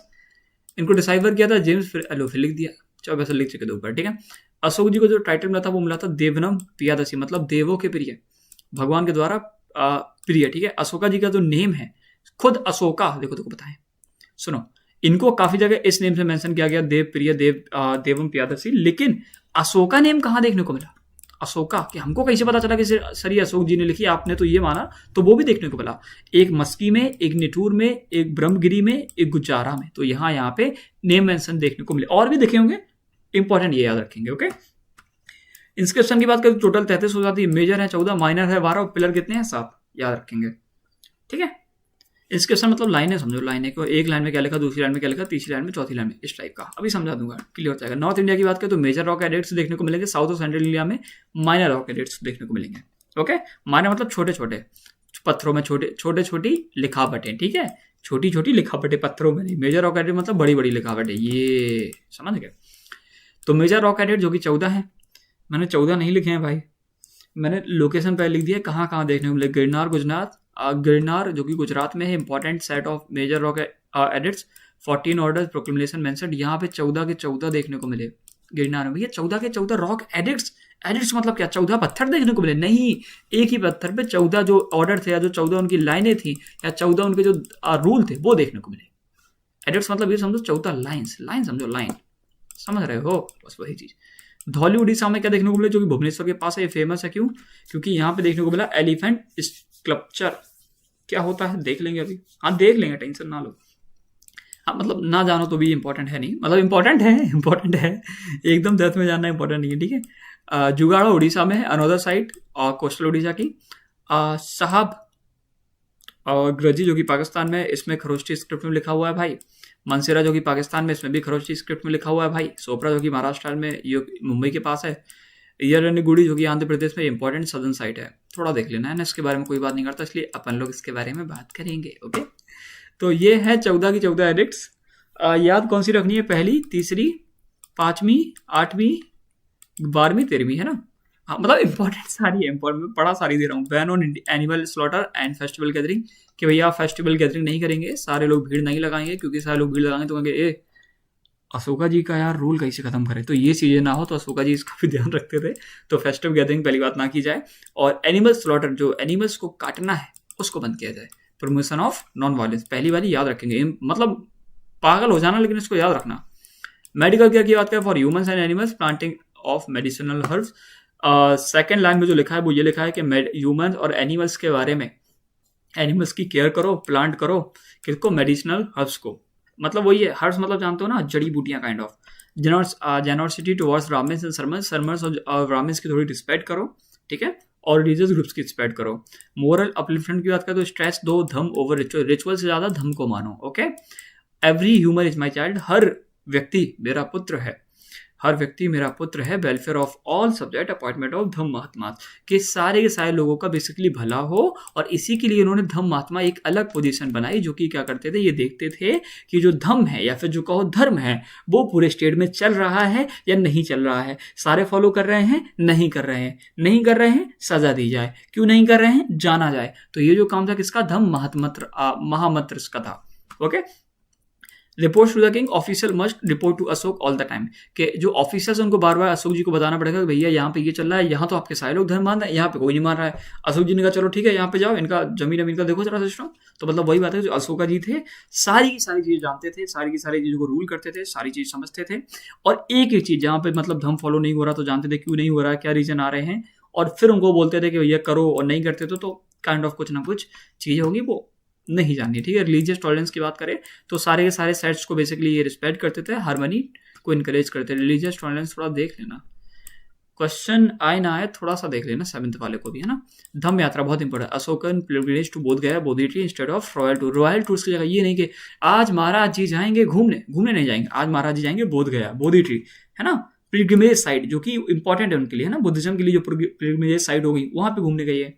कंडेमिनेशन of ceremonies, focus on moral conducts non rituals, उन्होंने कंडक्ट्स की बात करी, अच्छे ज्ञान की बात करी, अच्छी चीज़ों को फॉलो करने की बात करी, ना कि रिचुअल्स को बढ़ावा दिया।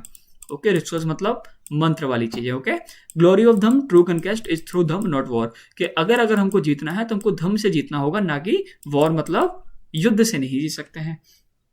धम्म इज द बेस्ट गिफ्ट, जो धर्म है वो बेस्ट गिफ्ट है। ठीक है, moral teaching superior to material gift, जो मटेरियल गिफ्ट है कि हमने आपको दे दिया कि आज iPhone 16 Pro Max देंगे हम आपको, और आपसे बोलेंगे कि आप ज्ञान ले लो, तो मुझे पता है आप में से 1000% लोग बोलेंगे कि मुझे ज्ञान दे दो। यही चीज़ है जो आपको SSC में सिलेक्शन दिलाएगी। अरे आईफोन कह रहे हो क्या, हाँ तो बस नहीं दिलाएगी, इस बात को याद रखो। ठीक है, tolerance and respect for all sect, के सारे सेक्ट्स का बेसिकली रिस्पेक्ट कर, promotion and inter religious harmony, same चीज मैं ऊपर बोला था ना, थोड़ा सा इंपॉर्टेंट है ये वाला, रिलीजियस टॉलरेंस जैसा एक जैसा लग रहा है ना।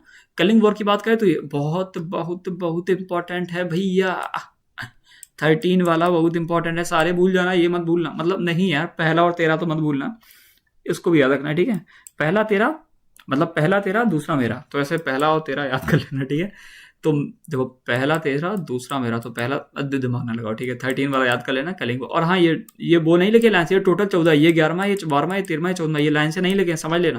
मतलब सुनो मेरी बात, आपको अगर ये लग रहा है कि भैया ये गिनती लिखी है, गिनती नहीं लिखी है, ऐसे ही है, पहली लाइन में यही था, दूसरी में यही था, तीसरी में यही था, समझ गए? हाँ आप समझ गए होंगे। तो मैसेकर की ये बात करते कि भैया इन्होंने बहुत ज़्यादा मतलब वो जो लड़ाई हुई वो सारी यहाँ पे लिखी हैं। अशोका जी को बहुत बुरा लगता है कि हे मैंने ये क्या कर दिया, वो सारी चीज़ें। और यहाँ पे 5 कंटेम्प्रेरी ग्रीक किंग्स का भी नाम लिखा हुआ है, एंटिक्वस सेकेंड, पैटोलमी सेकेंड, एंटिक्वस सेकेंड और एंटिक्वस और एंटीगोनस, हाँ वही मैं कहूँ। ठीक है, Magnus of Cyrene, Alexander of Epirus, Alexander जो वो वाले उनका नेम नहीं, अलेक्जेंडर ऑफ इपेरस का नेम है। ठीक है, तो उसको भी याद रखेंगे। समरी ऑफ धम्म पॉलिसीज, के धम्म पॉलिसी की टोटल समरी है वो क्या है कि the states Ashoka's principles and welfare tolerance of non violence, के सारी चीज़ों को दोबारा बताते हैं। ओके, तो माइनर लॉक एडिट्स की बात करें तो मतलब छोटी छोटी, ज़्यादा बड़ी बड़ी बातें नहीं है। तो लोकेशन पहले देखो माइनर लॉक एडिट्स, तो सबसे पहले मस्की, मस्की मस्की मस्की कहाँ पे है? अरे भाई कहाँ गैरों को पॉज करनी पड़ेगी वीडियो।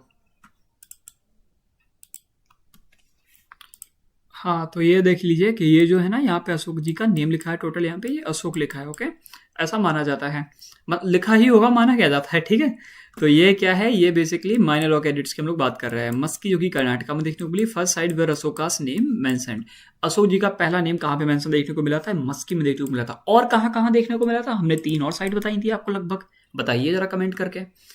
ओके, तो इसको डिस्कवर किसने किया था? सी वेंडन, सी डॉट वेंडन, बहुत इंपॉर्टेंट है ये लाइन, ये लाइन। पानी पियो और इस लाइन को खा जाओ, भूलना नहीं। ठीक है, ब्रह्मगिरी, सिद्धपुर, जटिंगा, रामेश्वर कर्नाटका, यहाँ पे मल्टीपल माइनर एडिट्स मिले, याद रखना है बिल्कुल नहीं। Bairat Rajasthan, famous Bairat rock edicts, religious inscription थोड़ा सा देख लेना। अहुरारा उत्तर प्रदेश में माइनर रॉक एडिट्स देखने को मिले। सासाराम, सासाराम, ठीक है सासाराम ही तो है, जो कि रूपनाथ में है, बिहार और MP, यहाँ पे माइनर रॉक एडिट्स देखने को मिले। मतलब वही है कि रॉक एडिट्स कहाँ कहाँ देखने को मिले, है ना। तो वरावर केव्स यहाँ पे तो ये डोनेट कर दी गई थी दीपकास को, तो उन्हीं की सारी चीज़ें होंगी। खानदार जो कि अफगानिस्तान में बाइलिंगुअल यहाँ पे देखने को मिले, ग्रीक प्लस एरेमिक में, इंपॉर्टेंट। और ट्राइंगल भी देखने को मिले, ग्रीक, एरेमिक और प्राकृत में, ठीक। कांधार जो कि अफगानिस्तान में, अच्छे से याद रखो ये क्या है, माइनर रॉक एडिट्स हैं क्योंकि कम चीज़ें देखने को मिली। दूसरी बात, मेजर नहीं है, हाँ ये मेजर नहीं है, इसको याद रख लेना। This is not major rock edicts, और बाय द वे सर्च भी कर सकते हो अगर आप चाहो तो बाइलिंगुअल थी ये, और ये ट्राइलिंगुअल भी थी। ट्राइलिंगुअल में 3 लैंग्वेज क्या थी, ग्रीक, एरेमिक, प्राकृत। बाइलिंगुअल में क्या थी, ग्रीक और एरेमिक। बहुत इंपॉर्टेंट है, याद रखेंगे। तक्षशिला याद रखेंगे मतलब याद ही रखेंगे, लड़ाई हो जाएगी। एक ये वाला और एक ये वाला मत भूलना, ठीक है। तक्षशिला, लेगमन पाकिस्तान अफगानिस्तान में, यहाँ पे एरेमिक इंस्क्रिप्शन देखने को मिली। महास्थन जो कि बांग्लादेश में, मायना पर देखने की नहीं। तो ये शॉर्ट होते हैं, पर्सनल मैसेज होते थे इसमें। ये आपको साउथ और सेंट्रल एशिया में देखने को मिले, India sorry, okay. Bairat Bhabru Rajasthan में, जो ओनली साइड यहाँ पे थर्ड, ये मुझे इसका मतलब ही समझ में नहीं आया, मैंने गलत लिख दिया। ये ओनली साइड है, बस ये याद रख लो कि यहाँ पे बुद्धिस्ट टेक्स्ट की प्रेजेस देखने को मिली, तारीफ है। At Kandahar Afghanistan, Ashoka's inscription were found, यहाँ पे बाइलिंगुअल ग्रीक और एरेमिक देखने को मिले। ट्राइंगल ग्रीक, एरेमिक और प्राकृत फॉर्म में देखने को मिले। They are counted among minor rock edicts. क्यों? क्योंकि यहाँ पे मेजर नहीं है, मेजर नहीं है क्योंकि ये शॉर्ट लोकलाइज्ड मैसेज हैं, meant for foreign population. Foreign population के लिए छोटे छोटे मैसेज लिखे हुए हैं, ठीक है। लोकल मैसेज हैं उस लोगों के लिए, समझ गए। अब क्या होते हैं भैया, पिलर एडिट्स। चलो भैया, पिलर एडिट्स क्या होते हैं, जो पॉलिश सैंडस्टोन पिलर्स होते हैं ना, उन पे लिख दिए टुक टुक टुक टुक टुक टुक, वही चीज़ें हैं, ओके। तो ये कहाँ पे देखने को मिले, नॉर्थ इंडिया में, जैसे दिल्ली, चोपड़ा, मेरठ, लाहौरिया, नंदग्राह, और हाँ ये सारे याद रख लो, ये सारे याद रख लो, ठीक है। कंटेंट की बात करो तो उसमें moral instruction, welfare measures, appointment of Dhamma Mahatma, ये सारी चीज़ें लिखी हुई होती थी। Important site, Maski Karnataka, first site where Ashoka, वही ऊपर देख चुके थे हम लोग, है ना। देवम पियादसी के अलावा, हाँ देखो इंस्क्रिप्शन में अशोका जी का नेम तो देखो ये तो देखने को मिलता ही है, बट अगर कोई क्वेश्चन है तो याद रखना देवनम पियादसी से मिलता है मेंशन, है ना। क्वेश्चन यही आएगा कि अशोका जी का नेम और किस नेम से मेंशन देखने को है, जरा बताइए ना, तो आप लोग पट से कमेंट कर देंगे, और ये सारे टीचर्स बताते ही है। तो इंपॉर्टेंट साइड हो जाएगी गुज्जर मध्य प्रदेश, गुजारा मध्य प्रदेश, ठीक है। ब्रह्मगिरी कर्नाटका, निथुर कर्नाटका, उदय गोलम कर्नाटका, वैरत वब्रू राजस्थान में, minor rock edit, pressing Buddhist, ऊपर बताए हुए थे, हाँ ऊपर बताए हुए थे ना, इसी वजह से। सिग्निफिकेंस क्या था, first written evidence of Ashoka's rule यहाँ पे। और हाँ सिग्निफिकेंस भाई बहुत इंपॉर्टेंट है, मतलब क्या है, क्यों पढ़ते हैं सर, फालतू चीज़ों को पढ़ा, तो इंपॉर्टेंट ये कि पता चलता है कि अशोक जी ने रूल करा था, कैसे रूल करा था और क्या करा था, इनको महान कैसे बनाया। ये जो रॉक एड्रेस मिले इसी ने इनको महान बनाया। वेलफेयर, टॉलरेंस और नॉन वायलेंस की बात करते थे, स्प्रेड करा इन्हें बुद्धिज्म को इंटरनेशनली। नेशनल सिम्बम आज हमने लिए, नेशनल एम्बलम और नेशनल फ्लैग देख चुके हैं ना हम लोग, अशोक चक्र नेशनल फ्लैग में देखने को मिलता है, ओके। अशोक पिलर्स, कैप्टल्स और केव्स की बात करें, पिलर्स की बात करें तो ये मटेरियल क्या होता था, पॉलिश सैंडस्टोन। लैंग्वेज क्या होती थी, प्राकृत, ब्राह्मरी, बस यही दो, ठीक है। लैंग्वेज प्राकृत नहीं समझे, लैंग्वेज प्राकृत और स्क्रिप्ट सिर्फ एक अकेली, कौन सी, ब्राह्मी, ठीक है, ब्राह्मी। और इंस्क्रिप्शन की बात करें तो यहाँ पे टोटल 7 एडिट्स, मतलब मैक्सिमम 7 लाइन लिखी है। भैया हमको कैसे पता 7 ही लिखी हैं, हमने 1000 जगह ढूंढा, कहीं 2 मिली, कहीं 3 मिली, कहीं 4 मिली, सबसे ज़्यादा 7 मिली, तो हमने माना कि सबसे ज़्यादा 7 ही होंगी। तो भैया अगर 8 मिल जाए तो हाँ तब 8 मान लेंगे, हिस्ट्री चेंज हो जाती है, कौन सी बड़ी बात है, खोदो तुम ढूंढो, ठीक है। सम स्क्राइब्स ऑन बोथ साइड, और कुछ कुछ दोनों तरफ इंस्क्राइब है, यहाँ पे भी और पीछे भी, समझ गए। तो पर्पस क्या था कि धम्म को बेसिकली जो इथिकल कोड है इसको स्प्रेड करना। मटेरियल भैया चूना सैंडस्टोन जो कि बनारसी के पास मिलता है, ठीक है, हाईली पॉलिश, मॉडर्न पॉलिश होता है इसमें, तो उससे बेसिकली करते थे चूना सैंडस्टोन पे। हाइट लगभग 40 से 50 फीट होती थी, मोनोलिथिक मतलब एक अकेला स्टोन है ना, उसी को कार्व वगैरह कर दिए, डिजाइन बना दी। इंपॉर्टेंट ये है पार्ट क्या होते हैं। वायदा में मैं सोच रहा था इसकी फोटो लगा दूं, बट अगर इसकी फोटो लगा दो तो वो लंबी पड़ जाती फोटो काफ़ी, मतलब वर्टिकल हो जाती है और एक पेज फालतू बर्बाद हो जाता, कुछ मतलब नहीं होता। तो साफ्ट याद रख लो, ये लॉन्ग टेपिकल सिलेंड्रिकल कॉलम होता है। वेस क्या होता है, समटाइम्स वरीड और प्लेन, कई बार ये वरीड होता है, प्लेन होता है। कैपिटल की बात करें टॉप पोर्शन होता है, ये रेच होता है कार्व में, ठीक है। लोटस बेस, ये थोड़ा सा लोटस, मतलब काफ़ी बार जो लोटस है वो इन्वर्टेड होता है, मतलब लोटस उल्टा बना हुआ होता है, ठीक है। एनिमल फिगरीज की बात करें तो लॉयन, वुल, एलिफेंट और हॉर्स यहाँ पे आपको देखने को मिलेंगे, ठीक है। और भी देखने को मिलेंगे, अभी हम लोग अशोकन पिलर की ही बात कर रहे हैं ना, हाँ, तो उनमें आपको अलग अलग भी देखने को मिलेंगे, ठीक है। अवेकस क्या होता है, circular platform with carvings of wheels animals, और इसमें बील्स और एनिमल्स की कार्विंग्स होती है, जिसको हम लोग क्या बोलते हैं, अंड फाल्का भी बोलते हैं, ठीक है। अंड फाल्का इंपॉर्टेंट है, अवेकस को क्या बोलते हैं, अंड फाल्का इंपॉर्टेंट है, याद रखेंगे। लॉयन कैपिटल एट सारनाथ में जो मिली वहाँ पे 4 लॉयंस बैक टू बैक हैं, adopted at the national emblem of India, और इसी को हमने नेशनल एम्बलम ऑफ इंडिया बना लिया है। Okay, blend of Indian motifs, यहाँ पे लोटस और एनिमल्स देखने को मिलते हैं। एक्यूमुलेटेड पर्सियन इन्फ्लुएंस, आपको पॉलिश वॉल शेप्ड कैपिटल्स भी देखने को मिलते हैं, कैपिटल मतलब वही जानवर वगैरह, तो वो भी यहाँ पे देखने को मिलते हैं। ठीक है, याद रखेंगे। इंपॉर्टेंट पिलर की बात करें तो दिल्ली तोपरा पिलर, जो कि इसमें टोटल 7 एडिट्स हैं। ठीक है, ये अकेला पिलर है, इसमें 7 एडिट्स और यही लॉन्गेस्ट है। इसी से मुझे को पता चलता है कि मैक्सिमम कितने थे, 7 ऐसे लिखे होते थे। ठीक है यार, मुझे लग रहा है कि मुझे इसका फिगर चिपका देना चाहिए था, है ना? इसका फिगर चिपका देना चाहिए था क्या? तो वो चिपका देते हैं, 1 सेकंड वीडियो पॉज करने तो समझा देते, वरना दिक्कत हो जाएगी बाद में, फिर लड़ोगे हमसे। तो मैंने 1-2 फोटो लगा ली हैं, शायद आपको क्लियर हो जाए, तो चलो देख लेते हैं। ओके, तो ये जो ऊपर देख रहे हो ये होता है एनिमल फिगर, इसको बोलते हैं अवेकस, ये होती है कैपिटल, ये होता है इन्वर्टेड लोटस, ये देख रहे हो ये लोटस है। ओके, और इसको बोलते हैं साफ्ट। और वहाँ पे अगर ना देखे तो आप ये देखिए, ये ऊपर वाला एनिमल है, ये जो है ये जिस पे बैठा हुआ है एनिमल वो होता है अवेकस, और ये देखो ये लोटस जैसा नहीं लग रहा है, बट ये इन्वर्टेड है, मतलब ये उल्टा लोटस है। ठीक है, तो ये हो जाएगा बेस साफ्ट, और यहाँ से आपका पिलर साफ्ट स्टार्ट हो जाएगा। मेजर तो मतलब और भी होते हैं, बट आप यही याद रख लीजिए, काफ़ी हो जाएगा। और ये एनिमल वगैरह तो आप समझ ही पा रहे होंगे। तो लोटस वेस, कैपिटल वेस, साफ्ट, चलो हाँ क्लियर हो गया। तो चलो वापस आ जाते हैं यहाँ पे, तो ये क्लियर हो गया पिलर। अच्छा हाँ, ये देख चुके थे। दिल्ली टोपरा का फिगर अकेला है जिसमें 7 एडिट्स है, जो कि लॉन्गेस्ट है। लोहरिया का जो अवराज बिहार का जो पिलर है वहाँ पे कोई कैपिटल नहीं है। निगाली सागर, और हाँ कैपिटल नहीं है, इंपॉर्टेंट, इसको याद रखेंगे। ठीक है, Nigali Sagar pillar inscription record Ashokan enlargement of stupa. और हाँ, जो स्तूपा था कोना कामा का, और डिवोशन था बुद्धिज्म के सुनो, जो स्तूपा था कोना काना का, जिसमें दिखाया जाता है कि भाई वो बुद्धिज्म को काफ़ी सपोर्ट करते थे, तो उसको उन्होंने इनलार्ज कराया, जिसका मेंशन यहाँ पे निगाली सागर पिलर में देखने को मिलता है। तो मंदई जो कि लुम्बनी पिलर इंस्क्रिप्शन है, ये मार्क करती है कि बुद्ध जी के ये बर्थ प्लेस है। Ashoka visited Lumbini and granted tax concession to village, के अशोका जी लुम्बनी में घूमने आते और कहते हैं टैक्स कम कर देते हैं, जाओ तुम लोग एंजॉय करो। ठीक है, लोहरिया नंदग्रह जो कि बिहार में है, देख लेंगे। ठीक है, मतलब नेम आपको यही याद रखना होता है कि ये कहाँ पे है, ये कहाँ पे, बस उसके बारे में कुछ स्पेशल तो मैंने बता दिया है। हाँ, इसके बारे में भी कुछ होगा, बट समझो थोड़ा थोड़ा। रामपुरवा जो कि बिहार में है, कैपिटल क्या है, bull, now in front of Rashtrapati Bhavan. हाँ, ये इंपॉर्टेंट है, क्यों? क्योंकि अभी राष्ट्रपति भवन के सामने रखा हुआ है। ये देखो, ये धूम मजा ले, धूम, समझ गए? ये देखो इन्वर्टेड लोटस, ये क्या है जल्दी से मुझे कमेंट करके बताओ। अवेकस बोलते हैं या बेस बोलते हैं? और ये क्या है, ये एनिमल है, मोटिफ है, और ये क्या है, इन्वर्टेड है, क्या है, ये सारा कमेंट करके बताओ। और ये इसके नीचे क्या है, ये साफ्ट होगा क्या? बट यहाँ तो साफ्ट है ही नहीं, तो ये भी कमेंट कर, अब क्या कमेंट करके बताओ।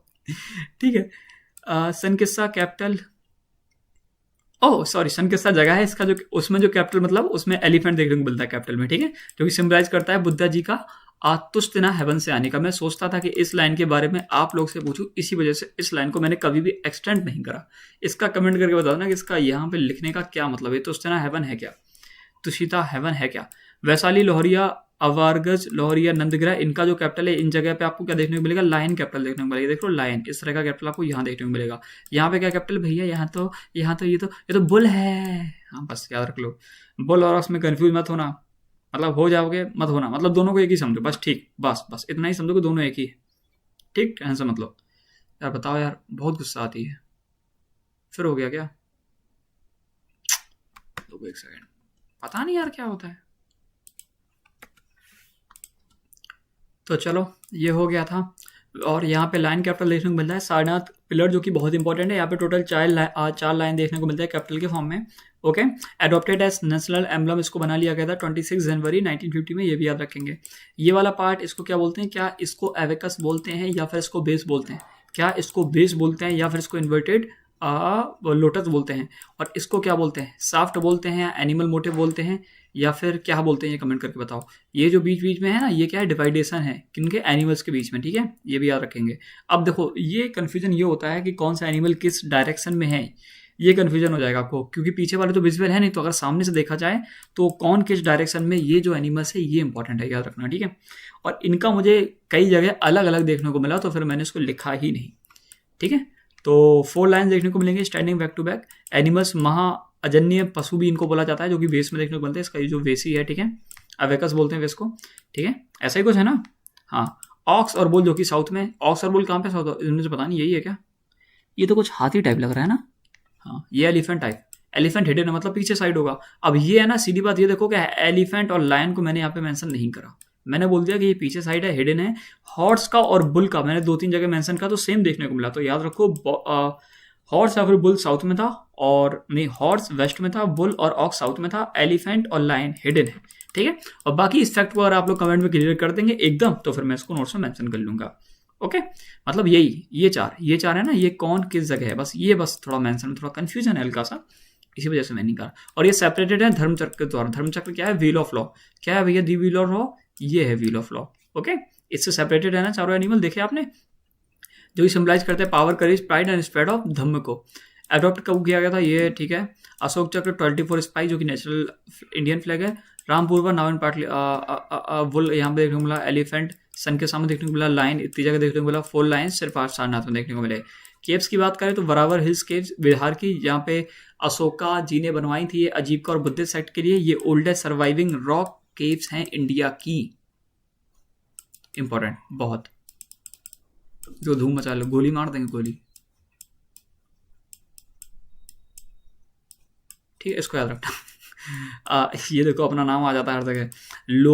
लोमस ऋषि के बिहार में है। सो ठीक है, इसको किसने बनाया, जो कि ग्रैंडसन थे अशोक जी के। ठीक है, famous for its art facet, जो कि वुडन आर्किटेक्चर्स का बना हुआ है। ठीक है, बस उसको याद रखना है। ठीक है, वुडन आर्किटेक्चर का यहाँ पे थोड़ा सा काम है। ठीक है, और कोनकावा, और ये इंपॉर्टेंट है, इसको अशोका जी ने बनवाया था जब वो वहाँ पे विजिट किए थे। ऊपर डिस्कस किए थे ना बुद्धिज्म को दिखाने के लिए, और इसको थोड़ा इनलार्ज करवाया था, याद आया। ठीक है, नागार्जुन की बिहार में काइंड ऑफ ऐसी, अब अंदर से कैसी दिखती है, अंदर से और सुंदर दिखती है। मैंने जानबूझ के फोटो नहीं लगाई, क्योंकि नोट्स में फिर फोटो ही फोटो लगाते रहेंगे तो फिर काफ़ी लोग प्रिंट करवाते हैं, वो कहे भैया फोटो प्रिंट करा ली, नोट्स तो है ही नहीं, ये चीज़ हो जाती है ना। तो फोटोज में कम से कम यूज़ करता हूँ। तो बताओ, ये रिफ्रेश नहीं हो रहा, फिर पॉज करें, बताओ यार, गलत हो रहा है हमारे साथ, हो रहा है ना, बुरा लग रहा है। तो मुझे ऐसा लग रहा है कि आप लोग के मन में ये आ रहा होगा कि भैया बेहद रथ कहाँ गया है ना, बेहद रथ की बात क्यों नहीं करें। तो भाई अशोका जी स्टार्ट हुए, तो फिर मैंने सोचा कि अशोका जी के बारे में जितनी भी चीज़ें सारी फिनिश कर दी जाएँ, केव्स, पिलर्स और सारी की सारी चीज़ें। तो इसी वजह से बृहद रथ जी को हम बाद में पढ़ेंगे। तो नागार्जुन के बिहार में ऐसी दिखती हैं, याद रखेंगे। इसको भी किसने बनाया था, दशरथ मौर्य, जो कि अशोक जी के ग्रैंडसन थे। डेडिकेटेड टू अजीविका सेट। अब दिदरांग यक्षी, जो कि एक फेमस मॉडर्न पीरियड की पॉलिश सैंडस्टोन है, इनका स्टैचू देखने को कम मिला था दिदराज दीदारगंज पटना में। It depicts a female attendant yakshi, जिसको दिखाया जाता है कि ये होल्ड करेगा इसको, चौरी फ्लाई इसको, ये देखो उड़ाने वाला, जिसको बेसिकली यहाँ पे राजा जी बैठेंगे, ये उस टाइप का है। ठीक है, noted to its perfect modern polish, और माना जाता है, माना क्या जाता है इसमें, देखो परफेक्ट मॉडर्न पॉलिश देख रहा होगा एकदम, मतलब क्रेविंग्स काफ़ी अच्छी है। इट रिफ्लेक्ट द अंताड़ी style base and perfect modern polish symbolising early Indian architecture. तो वही अंताड़ी वाला इनका बेस है, और एक टाइप का मतलब एक साइड का थोड़ा टूटा हुआ है। और अगर आप वो देखेंगे ना डिटेलिंग, तो वो बहुत ज़्यादा अच्छी है इसमें, है ना, वो इंपॉर्टेंट है। ये क्या लिखा है, चौरी वियरर यक्षी। ठीक है, इसको याद रखेंगे। अशोका वेलफेयर मैसेज, बुद्धि शॉर्ट हो रही है मेरी। एक्चुअली होता ये है कि ऐसा नहीं है कि बार बार ये हो जाता है, मेन चीज़ ये है कि जब इमेजेस आ जाती हैं तो उस टाइम पे थोड़ी दिक्कत हो जाती है। ठीक है, तो अशोका जी के वेलफेयर मैसेज की बात करें तो मेडिकल फैसिलिटी, तो उन्होंने हॉस्पिटल्स बनवाए थे ह्यूमंस और एनिमल्स के लिए, इस्टेब्लिश करे गए, मेडिसिनल हर्ब्स लगाई गई हर जगह। वो तो इंपॉर्टेंट है, याद ये रखो, फ्री यूज़। ठीक है, पूरे एम्पायर में लगाया गया फ्री यूज़ के लिए, कोई भी यूज़ करो। Veterinary care was emphasise showing concern to animals as well as people, कि आप वेटरनरी जो केयर होती है, वेटरनरी वही होते हैं जो कि एनिमल्स को बेसिकली ट्रीट करते हैं। तो वहाँ पे भी दिखाया गया कि एनिमल्स की भी हम बात कर रहे हैं, साथ में लोगों की बात तो कर ही रहे हैं। इंफ्रास्ट्रक्चर फॉर वेलफेयर, वेल्स और रिजर्वायर बनवाए गए to dug provide drinking water, इनको मतलब खोदा गया ताकि इनमें ड्रिंकिंग पानी, मतलब पानी पीने का पानी देखने को मिले। रेस्ट हाउस, धर्मशालाएं बनाई गई, ट्रैवलर अगर जो आते हैं घूमते फिरते तो वो रुकने के लिए उनके लिए धर्मशालाएं बनाई गई। Road side trees were planted to provide shade and comfort, road side पे ट्री और बेसिकली क्या बोलते हैं, मतलब ट्री बनाया गया ताकि वो आपको शेड मतलब छाया दे और कंफर्ट दे। अच्छा, धूप को यार इंग्लिश में क्या बोलते हैं, सनलाइट, सनलाइट बोलते हैं, जल्दी से बताओ धूप को इंग्लिश में क्या बोलते हैं। Social and moral welfare, promoted religious tolerance and respect for all sects, issued ad, ठीक है, issues edicts encouraging ethical conduct, truthfulness and compass. मैं हंसा क्यों, क्योंकि मैं इसको गलत पढ़ दिया था। ठीक है। डिस्करेज एनिमल सेक्रीफाइस, उन्होंने बोला एनिमल सेक्रीफाइस जो करेगा उसको हम कर देंगे, ठीक है। Emphasise kindness to all beings, के सारे व्यक्तियों के साथ अच्छा करना चाहिए। एडमिनिस्ट्रेटिव लीडर की बात करें तो अपॉइंटेड ऑफिसर्स लाइक धम महात्मास को इन्होंने किया था फेयर ट्रीटमेंट प्रिजनर्स के साथ भी। अब हम लोग बात करें वीरभद्र भैया। हाँ, पिछली वीडियो में वीरभद्र डायनेस्टी भी तो बताए थे। हाँ, तो वीरभद्र डायनेस्टी सबसे पहली और ये सबसे लास्ट, समझ गए भैया? हाँ, समझे तो नहीं तो सुनो यार ये वीरभद्र अलग है, ठीक है। वो वीरभद्र डायनेस्टी अलग थी, ये अलग है, ठीक है। महाजनपद में जब हम पढ़े थे ना उस डायनेस्टी के पहले, तो ये अलग है, ये अलग है, ठीक है। ये टाइम पीरियड थोड़ा याद रख लेना। बृहद मौर्य, ये बृहद मौर्य, चंद्रगुप्त और चंद्रगुप्त मौर्य अलग अलग है, इस बात को समझो। बृहद मौर्य जो लास्ट रूलर थे मौर्य ने, भैया ये लास्ट थे तो इससे पहले कौन थे? ऊपर डिस्कस कर लिए थे, अब फालतू नहीं बोलोगे आप लोग, ठीक है। ऊपर डिस्कस करे थे, मैं आपको बहुत सारे नाम बताया था। और इनको इन्हीं के जर्नल पुष्यमित्र शुंग जी क्या करते हैं, एसेसिनेट करते, तो भी क्या भरी सभा में सबके सामने माना जाता है। His that mark the end of modern dynasty and rise of सुंग डायनेस्टी, और यहाँ से सुंग डायनेस्टी की स्टार्टिंग होती है। और सुंग डायनेस्टी की स्टार्ट होती है तो वो पोस्ट मॉडर्न होता है, जिसको हम नेक्स्ट लेक्चर में कवर करेंगे। टाइम पीरियड बहुत इंपॉर्टेंट, 187 से 185। इससे पहले कौन थे? ये थे भैया, इससे पहले ये थे, तो इससे पहले के पहले कौन थे? और हाँ, एक बात ये सुनो, अशोका के हाल बात नहीं आते, अशोका के बाद सबसे प्रोमिनेंट अगर कोई बचता है, मतलब प्रोमिनेंट क्या, सबसे लास्ट ही है, इस वजह से इनकी बात हो रही है, ठीक है। तो याद रखो, ठीक है। तो 185 ईस्वी पुष्यमित्र द्वारा जब मिलिट्री रिव्यू चल रहा होता है, कि मिलिट्री की थोड़ी मतलब कैंपेन वगैरह चल रहा होता है, तो उस टाइम पे ये क्या करते हैं, मौका देख के कर देते हैं। But real time the Mauryan empire had weakened, वही इस टाइम तक जो एम्पायर है काफ़ी कमज़ोर हो गया था। यार ये तो मैं सारा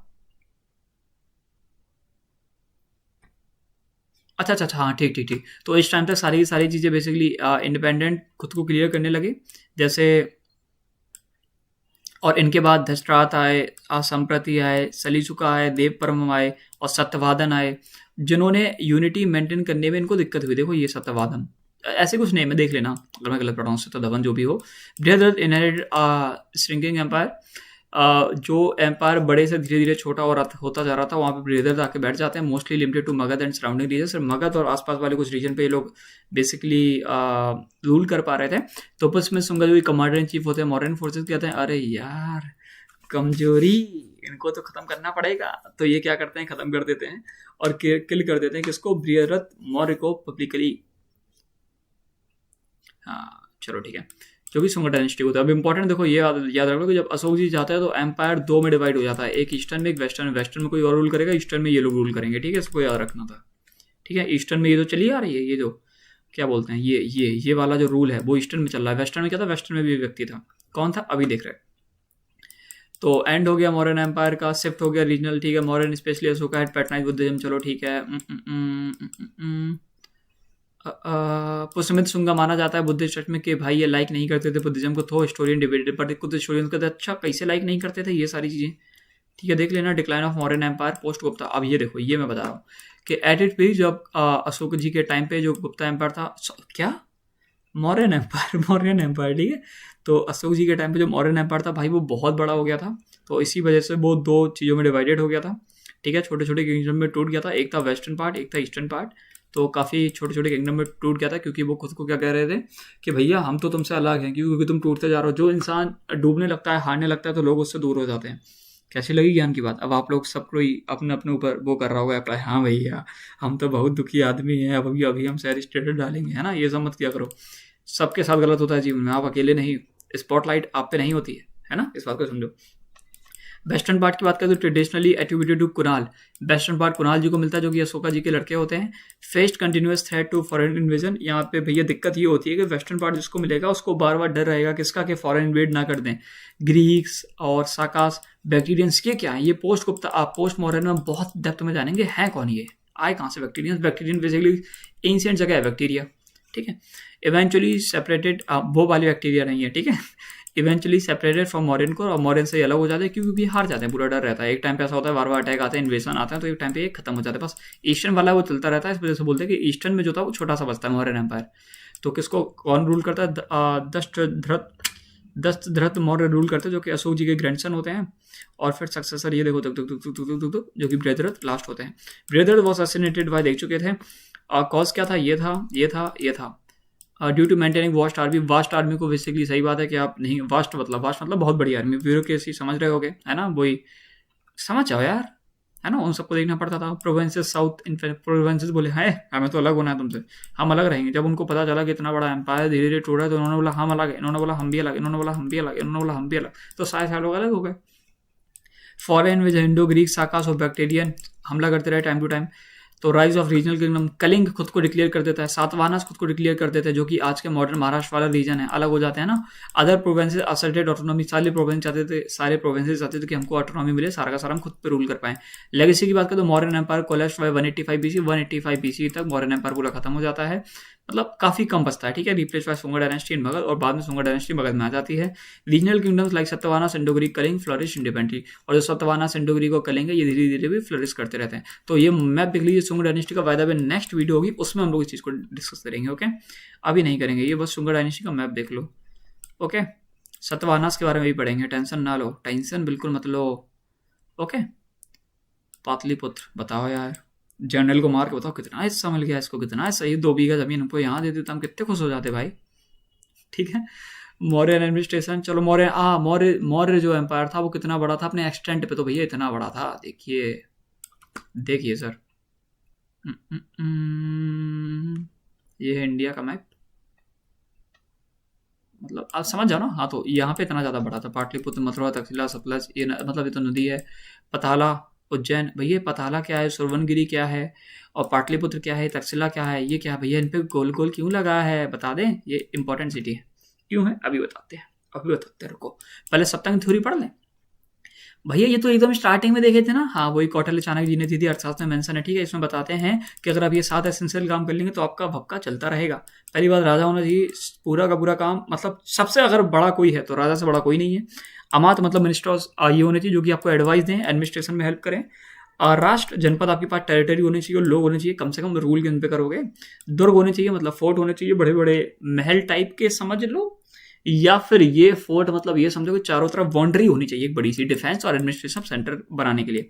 कोस मतलब ट्रेजरी के, आपके पास कोस खाना, मतलब आपके पास कितना पैसा है तो वो होना चाहिए, वेल्थ और रेवेन्यू का पूरा हिसाब होना चाहिए। सेना मतलब आर्मी होनी चाहिए आपके प्रोटेक्शन और एक्सपेंशन के लिए, कि भैया प्रोटेक्शन वही बात है कि दूसरे लोग अटैक ना करें और हम दूसरों पर अटैक करें, उसके लिए भी आर्मी होनी चाहिए। और मित्र होने चाहिए, कि जब हमको लगा कि आर्मी कम पड़ गई तो बाहर से किसी को बुलाया और वही बता दे, देखो ऐसे एक्सप्लेन करता हूँ मैं, ऐसे देख रहे हो ठीक है। मीटर कहाँ रहा यार, हाँ मीटर गया, ठीक है। तो जुडिशियल सिस्टम क्या यार, एक सेकंड, गलती हमारी गलती है, ठीक है। तो लो ना, अब ये रिफ्रेश हो जाएगा, हो गया रिफ्रेश, मिट गया चैन।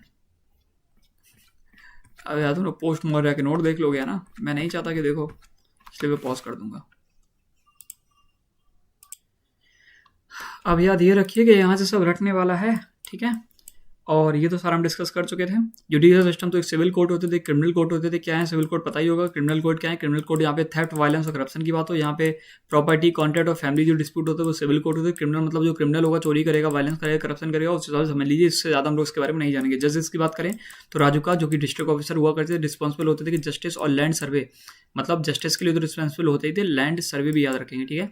महामतरास क्या होते थे, हायर ऑफिसर्स हुआ करते थे, ठीक है। वेसेस की बात करें तो धर्म और रिटन कोड से लिखे हैं ना, उनके हिसाब से बेसिकली क्या करते थे, न्याय करते थे, याद रखेंगे।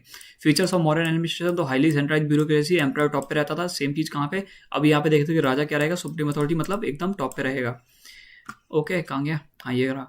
Systematic structure, central, provincial, district और विलेज। अलग अलग था कि सेंटर पे कोई और रूल कर रहा है, प्रोविंस डिवाइडेड है, यहाँ पे कोई और रूल करेगा, डिस्ट्रिक्ट पे भी डिवाइडेड है, विलेजेस पे भी। ये चीज़ थी जैसे आज इंडिया में देखने को मिलता है। Efficient record system, efficient record keeping, अर्थशास्त्र और edit so that it held governance के एक एक चीज़ साफ साफ बताती है क्या, अर्थशास्त्र दिखाती है कि यार एक एक चीज़ को ये रिकॉर्ड करके रखते थे और बस डिटेल गवर्नेंस इनकी हुआ करती थी। सेंट्रल एडमिनिस्ट्रेशन की बात करें तो एम्परर, मंत्री परिषद, मंत्री, देखो एम्पर क्या होगा, इसके बाद एब्सोल्यूट पावर होगी। चंद्रगुप्त देखिए फाउंडर थे, अशोका मोस्ट नोटेबल थंब रहे। भैया बिंदुसार का नाम क्यों नहीं आया, मैंने बोला था ना कि ये लोग ओवर शेडो कर देंगे उसको, ठीक है। तो मंत्री परिषद काउंसिल ऑफ मिनिस्टर्स में होते थे। मंत्री जो कि मिनिस्टर होता था, प्रोहे जो कि प्रीस्ट होता था, सेनापति जो कि आर्मी कमांडर होता था, सामर्थ जो कि चीफ रेवेन्यू कलेक्टर होता था। इसका क्वेश्चन आया था, याद रखेंगे, ठीक है। सामर्थ, ठीक है, सामर्थ्य, तुम्हारे पास सामर्थ्य है कि तुम कलेक्ट कर पाओ, हाँ भैया तो आपका सामर्थ्य तुम कलेक्टर बनोगे बढ़ोगे आईएएस का एग्जाम निकाल के, सॉरी सीएससी का एग्जाम निकाल के। हाँ भैया, तो बस सामर्थ्य से कलेक्टर याद कर लो। कलेक्टर क्या करोगे, रेवेन्यू कलेक्ट करोगे। धम महात्मा जो कि अशोका ने बेसिकली बनाई हुई थी अलग पोस्ट, तो इसमें बेसिकली क्या करते थे, मॉनिटर करते थे कि धम फैल रहा है सही से कि नहीं फैल रहा है। बोहरिकास बहुत इंपॉर्टेंट है, देख लीजिए, जो कि जुडिशियल ऑफिसर की तरह एक्ट करते थे, जो कि हैंडल करते थे सिविल और कमर्शियल डिस्प्यूट्स को। कभी लड़ाई होगी आपस में, भैया इनने हमको मारा, इनने कहा इनको हमें मारा, चलो अभी तुम आज से चेक करते हैं, भैया हाँ कल रात को माया चोरी हो गई, चलो तुम अभी चेक करते हैं। तो ये सारा काम यही करते थे। बोहरिकास है ना, ये भी अलग नेम है ना। ऊपर जो जजेस वाला है वो तो याद रखेंगे, बोहरिकास भी अलग नेम है, इसको याद रखेंगे। सम की ऑफिशियल्स इंपॉर्टेंट, सनी दाता ट्रेजर देखेगा, अंतपाला फ्रंटियर गवर्नर देखेगा, और प्रतिष्ठा जो कि जज होते थे। ठीक है, ये रटने वाली चीजें हैं, ये मत समझना। इनमें क्या समझा है भाई, रटो और बता दें कहाँ से रटना है, दिखा दे रहे। रुको यहाँ से अब रटना ही रटना है, पूरा रटने वाला, सब खत्म हो गया। कहानी जो सुननी थी सब खत्म हो गई। अब देखो प्रोविंशियल एडमिनिस्ट्रेशन, भैया प्रोविंशियल क्या है ये, प्रोविंशियल ये है जैसे इतना बड़ा मान लेते मौर्य एम्पायर, तो ये प्रोविंसेस बनी हुई है। ठीक है, आज के स्टेट काइंड ऑफ, या फिर कहो डिस्ट्रिक्ट काइंड ऑफ। ठीक है, तो प्रोविंसेस को कौन हेड करता था, कुमार जो कि रॉयल प्रिंस होता था, आर्यपुत्र जिसको बोलते थे। ठीक है, आर्यपुत्र था या आर्यपुत्र था, जरा क्लियर करिएगा इसको। ठीक है, महामत जो कि गवर्नर हुआ करते थे। ठीक है, ये इनको क्या करते थे समझ गए, मतलब शायद ये इनके महामत और जो गवर्नर और जो कुमार है ये दोनों एक ही है, मतलब एक ही पोजीशन, प्रोविंसेस पे रूल करते थे। कुमार रॉयल प्रिंस होते थे, गवर्नर्स और ऑफ प्रोविंसेस के। ठीक है, महामत है ये हुआ। हाँ ठीक है, एडवाइस करते थे सेंट्रल एडमिनिस्ट्रेशन पे। अमात की बात करें तो bureaucrats official handling revenue and records, जो कि देख सको ना ऊपर ये ब्यूरोक्रेट्स होते थे जो कि हैंडल करते थे रेवेन्यू। भैया ऊपर रेवेन्यू की बात करी थी, हाँ तो वो भी है ये भी है, याद रखो। युक्ता की बात करें सबऑर्डिनेट ऑफिसर्स हुआ करते थे, जो कि असिस्टेंट मतलब एडमिनिस्ट्रेशन में बेसिकली मदद करते थे युक्ता लोग। राजकास की बात करें तो डिस्ट्रिक्ट एडमिनिस्ट्रेशन में हेल्प करते थे, रिस्पॉन्सिबल रहते थे जस्टिस और लैंड मेजरमेंट के लिए। ऊपर डिस्कस किए थे, ऊपर डिस्कस किए हुए थे हम इस चीज़ को। ठीक है,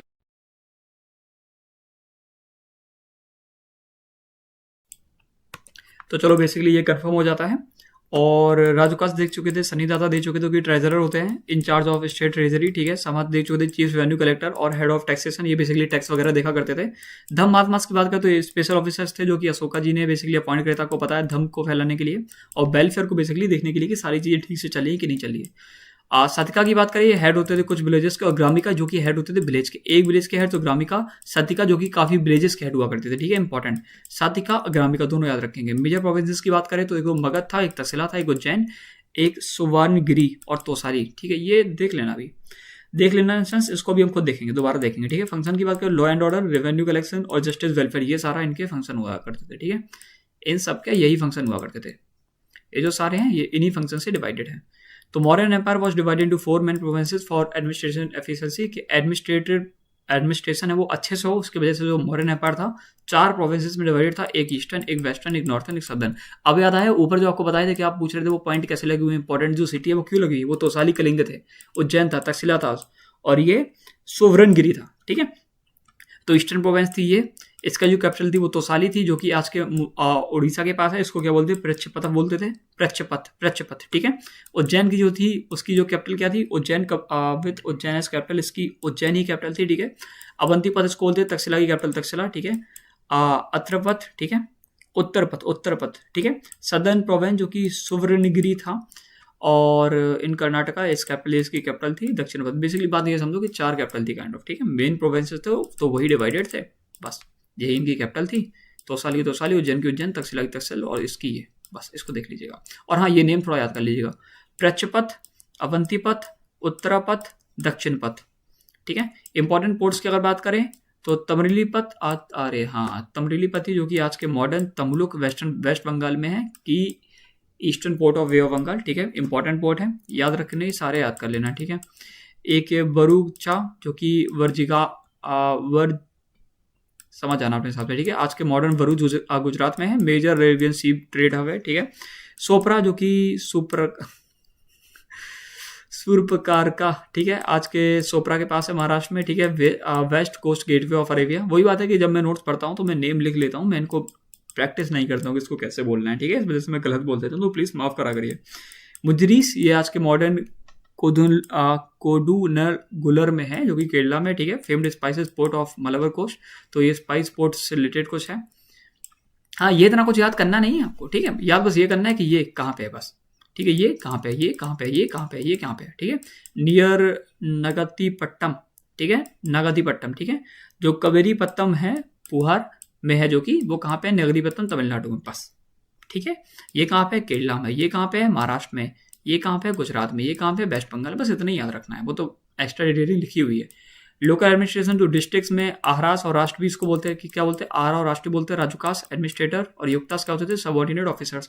युक्तास क्या होते थे और राजकास क्या होते थे, ऊपर डिस्कस कर चुके हैं। विलेजेस की बात करें, ग्राम स्मॉलेस्ट यूनिट होती थी, इसको मैनेज करता था कौन, विलेज हेडमैन। विलेज हेडमैन को क्या बोलते हैं, कमेंट करके जल्दी से बताओ मुझे, है ना। जो एक विलेज में हेडमैन होता है वो क्या होता है, जो सारे सेवरल विलेज को करता है, वो क्या होता है।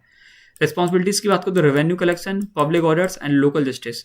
रेवेन्यू सिस्टम की बात करें, एक सेकंड, रिस्पॉन्सिबिलिटीज की यहाँ पे बात हो रही है, ठीक है। रेवेन्यू सिस्टम की बात करें तो लैंड रेवेन्यू मेन सोर्स होता था, टोटली 1/6 यूजुअली 1/6 लिया जाता है प्रोड्यूस का, कि अगर आपने 60 किलो उगाया तो 10 किलो दे दो। अदर टैक्सेस की बात करें तो ट्रेड, भैया जो टैक्सेस थे काफ़ी अलग अलग तरीके के होते थे, ट्रेड पे, क्राफ्ट पे, माइनिंग पे, इरीगेशन पे। ऑफिसर, समहर्ता और सन्निदाता दोनों इंपॉर्टेंट है। Collection of land revenue, treasury ऊपर भी देख चुके हैं।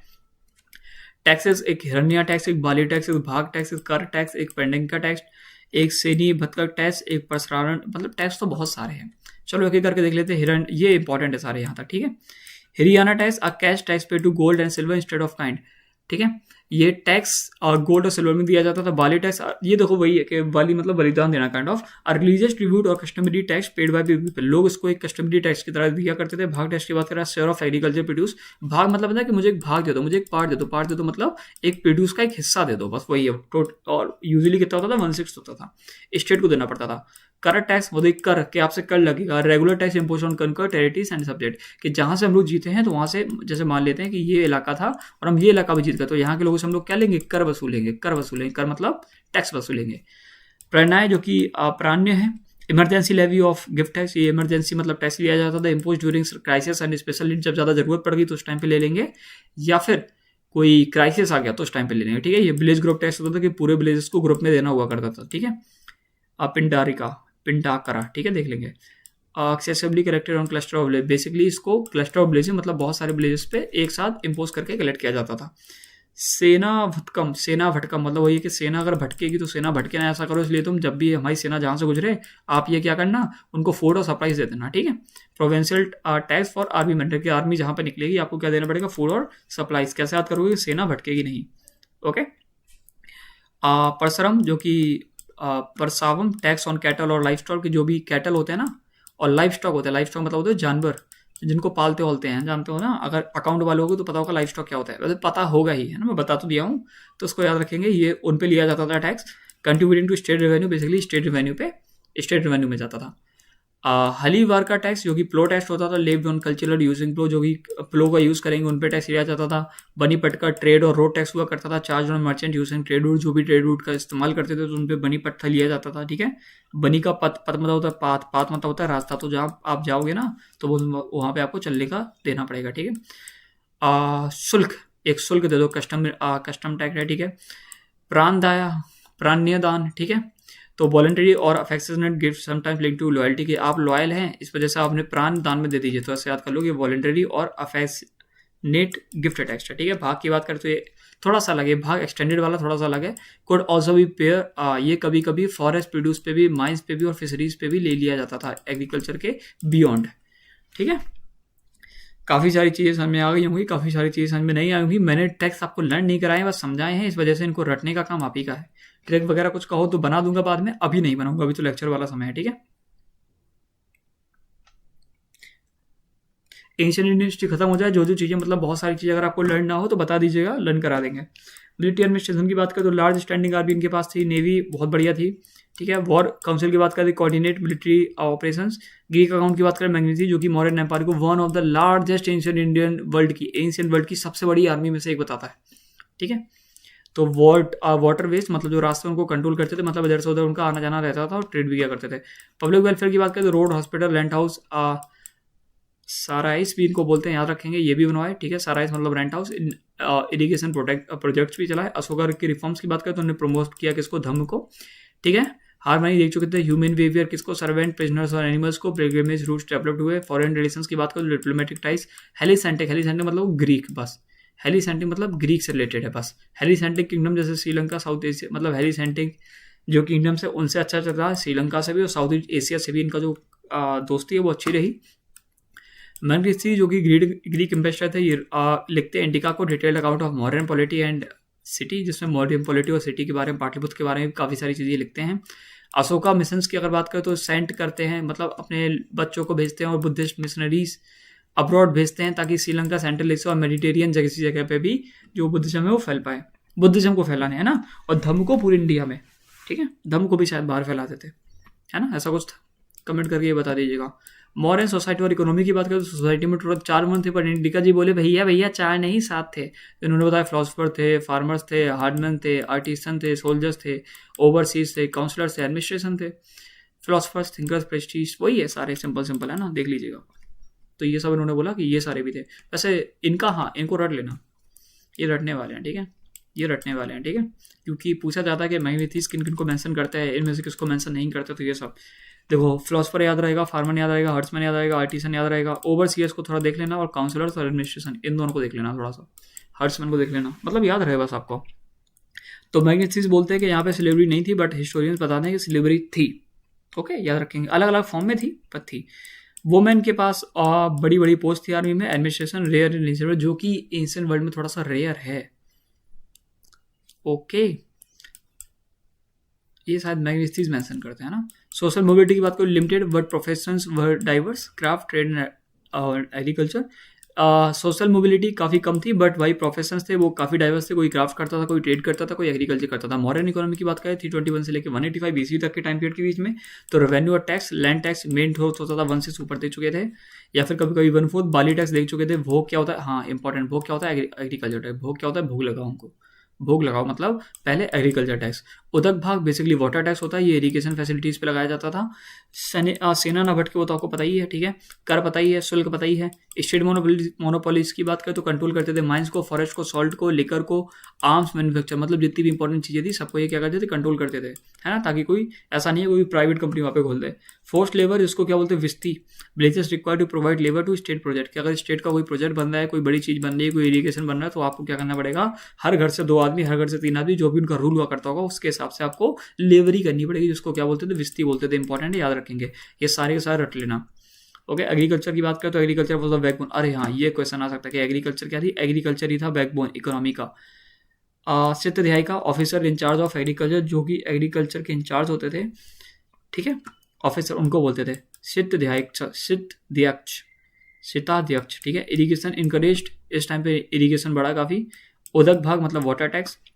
Land classified into cultivable, fallow, forest and wasteland, के लैंड को क्लासिफाई कर दिया, या तो इस पर हम लोग कर सकते हैं या तो नहीं कर सकते, या तो उसको जंगल कह दो या फिर उसको बोल दो तो एकदम बंजर हो गई।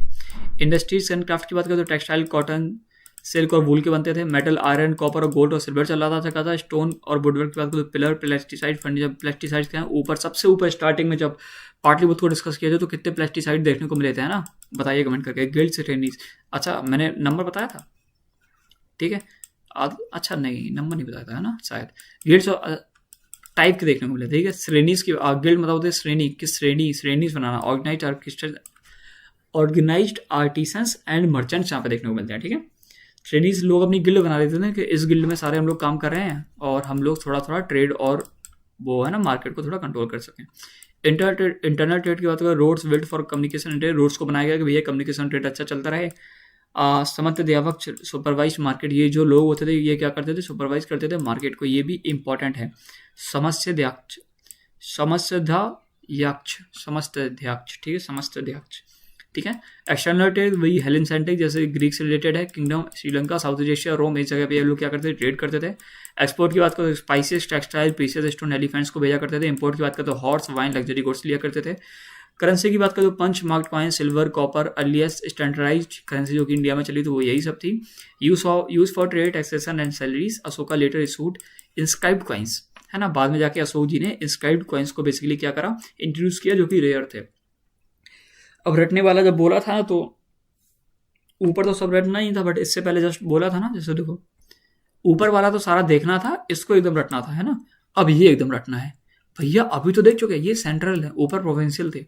अर्थशास्त्र और मॉडर्न सिस्टम में जितने मेंशन ये है, सनिधाता, समहर्ता, गोपा, अक्षपातला, नगारका, सिद्धयाक्ष, समक्ष। वैसे ये सारे मार्केट रेगुलेशन वाले, ये देखना ये वाला, ये अभी अभी ये डिस्कस किए थे हम लोग, ये वाला तो सारे देख चुके हैं, बट यहाँ पे लिख दिया लाइन से। सुलक्षाध्यक्ष, ये टोल टैक्स ऑफिसर। धम्म महात्मा देख चुके हैं, ठीक है। नवाई का, वही नवी का मतलब नाव, नाव मतलब शिप्स एंड नेविगेशन, ये देख चुके हैं। शुल्क मतलब वही शुल्क लगेगा, टोल। धम आप देख चुके हैं, नवी का देख लिया है, और ये मार्केट रेगुलेशन वाला ऊपर ही देख लिया था। सिटाध्यक्ष याद कर लो, सिटाध्यक्ष ये क्या हो जाएगा, एग्रीकल्चर वाला। नगारिका, नगारे का मतलब नगर, नगर मतलब होता है सिटी, सिटी मतलब होता है सिटी एडमिनिस्ट्रेशन। अक्षा पताला मतलब अकाउंटेंट जनरल, ठीक है, ठीक है। पता कि कौन सी पोटली बांध के घूम रहे हो, क्या लिखे हो उसमें, तो पोटली कौन बांध के घूमेगा, जो अकाउंटेंट होगा। पोटली पटाला कैसे भी याद कर लो, ठीक है। Gopa maintain accounts of village, जो कि बोलते हैं ना गोप, अरे यार गोप करके ये वर्ड कहीं ना कहीं विलेज से रिलेट करता है, मुझे याद नहीं आ रहा कैसे, तो उससे याद कर लो। गोवा वैसे रिलेट करता है, मुझे याद नहीं आ रहा कैसे, ठीक है। तो उसका याद कर लो, ये मेंटेन करता था किसके अकाउंट को, विलेजेस को। समार्था कलेक्ट करते थे journal, collector general of revenue, ठीक है। और सनीदाता चीफ ट्रेजरी ऑफिसर, ओके। तो खत्म। अच्छा हाँ, म्यूनसिपल एडमिनिस्ट्रेशन, जो कि मैग्नीफिस बताते हैं कि 6 कम्युनिटीज़ थी और सबके 5-5 मेंबर थे। ये थी 6 community: industrial, art, foreigners, birth and death, population record वाले, trade and commerce, manufacture and sales of good, collection of tax, और इनके सबके 5-5 थे, ऐसा बताते हैं वो मैग्नीफिस में, मतलब अपनी सॉरी इंडिका में है ना, मेंशन करते हैं। आर्मी एडमिनिस्ट्रेशन बताते हैं कि भैया 6 वोट थे, इसमें भी 5-5 मेंबर थे हर चीज़ में। इन्फेंट्री थी, पैदल, घोड़, हाथी, रथ, नेवी समझ रहे हो, लॉजिस्टिक मतलब ट्रांसपोर्ट और सप्लाईज वाला। और modern empire one of the largest थी एंशिएंट वर्ल्ड की। सिग्निफिकेंस की बात करें, सोसाइटी बहुत अच्छी थी, डाइवर्स थी, women and soldiers had notable roles, ठीक है। इकोनॉमी की बात करें, स्ट्रॉन्ग एग्रेरियन बेस थी, supplemented by trade and taxation, की यहाँ पे ट्रेड और टैक्सेशन बढ़िया होता था। एडमिनिस्ट्रेशन की बात करें तो स्पेशलाइज्ड ऑफिसर इंश्योर करते थे एफिशिएंसी को। पोर्ट एंड ट्रेड की बात करें, connected India to global network. Port और ट्रेड की वजह से जो इंडिया है ग्लोबल नेटवर्क से कनेक्ट करता था। मैग्नीफिस की इंडिका की बात करें तो वैल्यूएबल फॉरेन अकाउंट का है, थो नॉट फुली रिलायबल। की मैग्नीफिस की जो इंडिका है काफ़ी चीज़ें बताती तो है, बट रिलायबल नहीं है, इस पर भरोसा नहीं कर सकते। The modern empire extensively used silver for the coinage system, कि मॉडर्न एम्पायर सिल्वर का काफ़ी यूज़ करते थे क्वाइनेज बनाने के लिए, और ये पॉइंट इंपॉर्टेंट है अलग से, इसलिए यहाँ पे लिखा हुआ है, ठीक है। और रिलायबल क्यों नहीं है, क्योंकि आपने देखा ना कि यहाँ पे इन्होंने क्या बताया, कि यहाँ पे इन्होंने बताया कि 7 वर्णों में डिवाइडेड थे, है ना, बट हम लोग के यहाँ पे तो 4 थे, 7 कहाँ से आए, है ना। तो उनको जैसा समझ में आया होगा तो उन्होंने अपने हिसाब से लिख दिया। इसलिए मैंने बोला था कि जब यहाँ पे आया था तो इनको भांग जैसी कोई चीज़ के बारे में पता चल गया था। चलो भैया क्वेश्चंस करेंगे, खत्म हो गया चैप्टर, बस बस भाई बस। अब क्या करते हैं, अब वो करते हैं, क्या बोलते हैं उसको, हाँ क्वेश्चन करते हैं, ठीक है। और जो भी होगा फिर पोस्ट मॉर्टम में हो, तो वही पहला ऑप्शन ये रहेगा, सेकंड ऑप्शन ये रहेगा, थर्ड ये रहेगा, डी ये रहेगा, ठीक है। तो पहला क्वेश्चन पढ़िए, आंसर तो नहीं है, हाँ ठीक, चलो ठीक है। तो पहला क्वेश्चन लिखा है, Chandragupta Maurya overthrew Nanda dynasty to establish the Mauryan empire, he was assisted by Chanakya Kautilya who provided strategic guided through the Arthashastra. तो बताया जाता है कि चंद्रगुप्त मौर्य जी ने नंद डायनेस्टी को खत्म कर दिया और स्टैब्लिश करा मौर्यन एम्पायर को, ये तो सही लग रहा है, सही है। और he was assisted by Chanakya, इनको चाणक्य जी ने मदद करी थी अर्थशास्त्र की बेसिकली गाइडेंस से, काइंड ऑफ। तो हाँ दोनों ठीक हो जाएंगे, ऑप्शन नंबर ए लगा देते हैं। हाँ ऑप्शन नंबर ए लिखा तो है यहाँ पे। चलो क्वेश्चन नंबर 2 जो कि एडमिनिस्ट्रेटिव सिस्टम से है, चलो ये देख लो, चलो ठीक है, दिख रहा होगा यार, बदतमीजी नहीं करना, तो दिख नहीं रहा, ले भाई। चलो ठीक है, असरसन बोल रहा है द मौर्यन एम्पायर, असरसन क्या बोल रहा है, असरसन बोल रहा है the Mauryan empire had a highly centralised administration, के भाई बहुत सेंट्रलाइज्ड एडमिनिस्ट्रेशन था। Kautilya believe that administration can not be work of the one man, just one and wheel can not divert a cart, कि एक इंसान का ये काम नहीं, और एक इंसान की वजह से पूरा का पूरा जो कार्ट है, मतलब जो रथ है, वो आगे नहीं चलेगा। सोचो ये क्वेश्चन थोड़ा ढंग का है, अगर आपको लग रहा है तो हो सकता है कि आप गलत जवाब मन में सोच रहे हो। पूरा सेंट्रलाइज था कि नहीं था, अच्छे सोचो। तो सेंट्रलाइज था, ठीक है, ओके। और ये जो है ये भी ठीक है कि वो बोलते थे कि सारी चीज़ें नहीं चल पाएंगी, एक इंसान का काम नहीं है, बट यहाँ पे बोल रहे हैं सेंट्रलाइज है, तो ये इसका रीजन तो नहीं होगा। बातें दोनों सही है, ठीक है, बातें दोनों सही है। Both are true but the reason highlight collective responsibility not centralise, हाँ तो ये गलत हो जाएगा। अशोका धम की अगर बात करें तो ये भी देख लो, और सेंट्रलाइज एकदम फुली सेंट्रलाइज, ये गलत हो जाएगा वैसे। एक सेकेंड,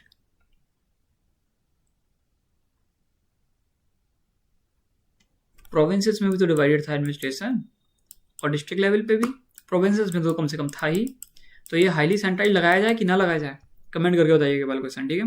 हो सकता है आंसर गलत हो, ठीक है, आंसर गलत हो सकता है, दिमाग मत लगाओ, आंसर गलत पक्का हो सकते हैं। अशोका धम was set of moral and ethical guidelines for his subjects. तो जो अशोका जी का धम्म था वो मोरल और एथिकल गाइडलाइंस बताते थे सब्जेक्ट्स के लिए। It was primarily aim to at promoting Buddhism across the empire, की पूरे एम्पायर में बुद्धिज्म को प्रमोट करते थे। मैं 1000 बार बता चुका हूँ कि बुद्धिज्म वाली बात नहीं करेंगे, ठीक है। तो ये जो धम्म वाला कॉन्सेप्ट है ये बुद्धिज्म से काफी बड़ा है, तो इसको ये याद रखेंगे, ठीक है। Dhamma was of broader than Buddhism, Buddhism से काफी बड़ा कॉन्सेप्ट था, ठीक है। मैग्नेटिस क्या, अच्छा ठीक है, अब मैं आंसर नहीं दे रहा हूँ, अब आंसर आप देंगे। मैग्नेटिस जी की जो इंडिका है is a primary source of modern administration, ये तो ठीक ठाक लग रहा है, आंसर आप ही करेंगे, ठीक है। और रीजन इन्होंने बता दिया कि Megasthenes was an ambassador of Seleucus Nicator at Chandragupta court, एकदम सही है कि मैग्नेटिस को भेजा गया था सेल्यूकस निकेटर के द्वारा चंद्रगुप्त जी के कोर्ट के बारे बाहर, मतलब कोर्ट में। तो the Mauryan economy was primarily agrarian, जो मॉडर्न इकोनॉमी थी वो एग्रीगेन थी, और भाई एग्रीगेन थी, और एग्रीकल्चर तो भैया मेन सोर्स था पूरा का पूरा, समझ गए ना, तो ये तो सही है। State control over mines forest, हाँ सब पे कंट्रोल करता था। वैसे ये दोनों सही तो लग रहे हैं, ये इसका रीजन भी हो तो सकता है क्योंकि स्टेट का कंट्रोल तो हर जगह था। मतलब आंसर आप दो, मैं क्यों बताऊं, ठीक है, सही तो दोनों है, ठीक है। क्या होगा वो आप देखिए। डिक्लाइन ऑफ मॉडर्न्स की बात करें, the modern empire declined after Ashoka death के बाद डिक्लाइन होने लगा। अशोका एम्फसाइज करते हैं non violence, weakened the military strength and now empire. तो जब उन्होंने नॉन वायलेंस की बात करी जिसने एम्पायर और मिलिट्री को थोड़ा वीक कर दिया, तो ये है अपने हिसाब से देख लेना आंसर क्या होगा। हाँ ये मत सोचना कि जो लिखा है वो सही है, बस देख लेना, अब मैं आंसर दिखाऊंगा ही नहीं आपको, ठीक है। जैसे ये देखो, the modern empire was divided into provinces governed by royal prince, okay. The system ensure royalty of governance through the central authority, के सिस्टम जो चाहता था वो ये इंश्योर करता था कि दोनों लोग जो गवर्नर है वो लॉयल रहे सेंट्रल अथॉरिटी के लिए। तो ये बात एकदम सही है कि गलत वो आप बताएंगे, ठीक है। अशोका इंस्क्रिप्शन की बात करें, क्योंकि सेंट्रलाइज इसलिए था क्योंकि सारे का सारा पावर अशोका जी के पास ही था, ठीक है। अशोका जी ने, अब देखो मॉडर्न एम्पायर की बात करें तो सारे रूलर्स की बात कर रहे हैं ना, तो सारी की सारी पावर रूलर्स के पास ही रहती थी, किंग के पास रहती थी, है ना। डिवाइडेड अलग था, वो बात अलग है। Ashoka edicts were inscribed in Prakrit, Greek and Aramaic, ठीक है, याद रखेंगे। This reflected linguistic diversity in empire, के उसके एम्पायर में एक लिंग्विस्टिक डाइवर्सिटी थी। दोनों बात ठीक हो जाएंगी, और ये तो सही सही लग भी रहा है। चलो इसका आंसर नहीं दे पाओगे आप। The modern empire maintain one of the largest standing army, ठीक लग रहा है, सॉरी मैं क्यों बताऊँ। The empire relied mainly of feudal levies, मतलब unpaid, rather than professional army, कि भैया जो उन्होंने लोग बोले कि भैया आओ आज लड़ाई हो गई तो बिना पैसे दिए बुला लेते थे, या फिर पैसे से इन्होंने आर्मी मेंटेन कर रखी थी। ये आप मुझे जल्दी से कमेंट करके आंसर बताएंगे 9th वाले का। 10th वाले सब क्वेश्चन देखते हैं। तो roles of spies, the Mauryan administration rely heavily on elaborate spies system पे काम करता था, हाँ करता था काफी। Kautilya emphasise espionage as essential safeguarding of king and the state, के किंग और राजा और राज्य की सलामती के लिए ये जो सिस्टम है जरूरी है, सही है। The modern empire had a well organised district level administration, ठीक है। Ashoka inscription mentioned office like Pradeshika, Rajuka और युक्ता, है ना, ये मेंशन करते हैं ना डिस्ट्रिक्ट लेवल पे, सिटीज लेवल पे, काइंड ऑफ विलेजेस लेवल पे। तो हाँ भाई ये डिस्ट्रिक्ट लेवल का एडमिनिस्ट्रेशन था, इसको भी याद रखेंगे भाई। अशोकास के टाइटल्स की बात करें तो भैया इनको रिफर्ड किया जाता है देवरम या फिर पियदरसी इन इंस्क्रिप्शन, सही बात है। और हाँ ये दोनों नाम थोड़ा याद रख लीजिएगा, शायद मैं एक नहीं बताया हूँ, देवम प्रिय या प्रियदर्शी, दोनों देख लीजिए, मैं शायद एक ही बताया हूँ ना, ठीक है। These titles were used to emphasise the divine status of the ruler, कि भैया डिवाइन स्टेटस दिखाने के लिए, तो कह सकते हो देवों के प्रिय हैं, डिवाइन स्टेटस तो दिखाना चाहते ही हो आप। The modern state maintain strict control over economic resources, the earth has prescribe state monopoly over mines, हाँ सही बात है, ऊपर देख चुके थे, ठीक है। 13th हो गया, 14th का चलो यार, अब बाकी देख लेना आप लोग। असोसन बोल रहा है कि Ashoka sent Buddhist missionary to regions like Sri Lanka, central Asia, ठीक है। His foreign policy was based on conquest and expansion, नहीं फॉरेन पॉलिसी इस पे बेस्ड नहीं थी, बाद में जाके धम पे बेस्ड हो गई थी कि भैया हम तो धम से जीतेंगे, धम से, है तो वही लिखा है क्या एक्सप्लेनेशन में। थम से ये देखें, देखो वही लिखा है। डिक्लाइन ऑफ मौर्यंस की बात करें तो the Mauryan empire weakened after Ashoka's death. चलो ठीक है, एम्फसाइज द वास्ट, देख लेना अपने साथ भी, ठीक है। 15 16 देखो, स्क्रीनशॉट ले लो। हाँ, आंसर देखने से कुछ नहीं होता है, बताना क्यों है, ठीक है, देख लेना। 17 18 19 ज़्यादा नहीं है क्वेश्चन। एक ये वाला देखो, ठीक है, एक ये वाला देखो। हाँ, आंसर सबके मिल जाएंगे, ठीक है, नोट्स में टेंशन ना लो, और सारा एक्सप्लेन भी किया है। और ये 19 वाला देखो भैया, 20 नहीं गया क्योंकि सबको लगता है भैया 20 क्वेश्चन करा दिए है ना, इसलिए मैंने 19 ही करा है। अलग सिस्टम है अपना, ठीक है। तो बस फिर आज की वीडियो में बस इतना ही। उम्मीद है कि सारे के सारे क्वेश्चंस का आप कमेंट में आंसर कर देंगे, उम्मीद ही है मुझे, बस उम्मीद ही है भाई। तुम लोग नहीं करते हो, कमेंट में बताते ही नहीं हो कि भैया मैंने लेक्चर देख लिया, इस वजह से नेक्स्ट लेक्चर्स आते भी नहीं है। पिछली वीडियो का कोई अपडेट नहीं देता तो भाई 4-4 6-6 दिन लेक्चर लेट हो जाते हैं। अगर आप 6 लोगों ने वीडियो देखी, 6 लोग कमेंट कर दें तो लेक्चर क्या पता अगले दिन देखने को मिल जाए, बट नहीं करते हो। तो याद रखिएगा कि आप कमेंट करें, वैल्यूएबल कमेंट करें। वैल्यूएबल कमेंट मतलब ये होता है कि गलत लगे तो कुछ बताओ, सही लगे कुछ तो बताओ, कोई दिक्कत हो तो बताओ, भैया ऐसे कर दो, वैसे कर दो, थोड़ा नोट्स में ये करो, अगर कुछ भी लगे तो प्लीज़ बताओ, जिससे हम लोग इंप्रूव कर पाएँ। बात अभी बस वीडियो के लिए इतना ही है, और ख्याल रखिएगा, पढ़ाई करिएगा। और ये हैं आप, अगर आप चैनल को सब्सक्राइब नहीं करते तो आप ऐसे लगने लगोगे, ठीक है, ऐसे बड़े बड़े कान के। चलो याद रखना, ठीक है, सब्सक्राइब जरूर कर देना अगर वीडियो पसंद आ रही है। बाय द वे, इससे पहले मैं आपको बता दूं कि पूरी एंशिएंट हिस्ट्री हम लोग स्टार्ट कर रहे हैं, मेडिवल भी करेंगे, मॉडर्न भी करेंगे, पूरा का पूरा एसएससी का पूरा कोर्स फ्री में यूट्यूब पे डालेंगे। ओके, अच्छा लग रहा है ना सुनने में? हाँ, फॉलो करो, सपोर्ट करो, तब अच्छा लगेगा हमको भी। हर वीडियो पे अगर 500-500 व्यूज आ जाएंगे तो मेरे लिए ठीक है, बट अगर बन के आ जाएंगे तो खुशी होगी। हर वीडियो पे, अभी नहीं, टाइम के साथ, जुलाई से पहले आ जाएं। और बाकी हिस्ट्री क्लास 6 की पूरी कंप्लीटेड है, क्लास 7 की पूरी कंप्लीटेड है, but history geography polity class 6 की पूरी कंप्लीटेड है। अगर यूपीएससी कर रहे हो तो एक बार देख लेना, अच्छी डेप्थ में बढ़िया क्वेश्चन कराया सर रीजन वाले जो कि आते हैं जिस हिसाब के, और काफ़ी डेप्थ में समझाया है। ओके, सेम चीज़ क्लास 7 का भी पूरा हिस्ट्री के बाद लास्ट के 3 या 4 चैप्टर नहीं कराए हैं क्योंकि ये एंशिएंट हिस्ट्री को स्टार्ट कर दिए थे। ओके, चलो फिर मिलते हैं अगली वीडियो में, ख्याल रखिएगा, बाय बाय।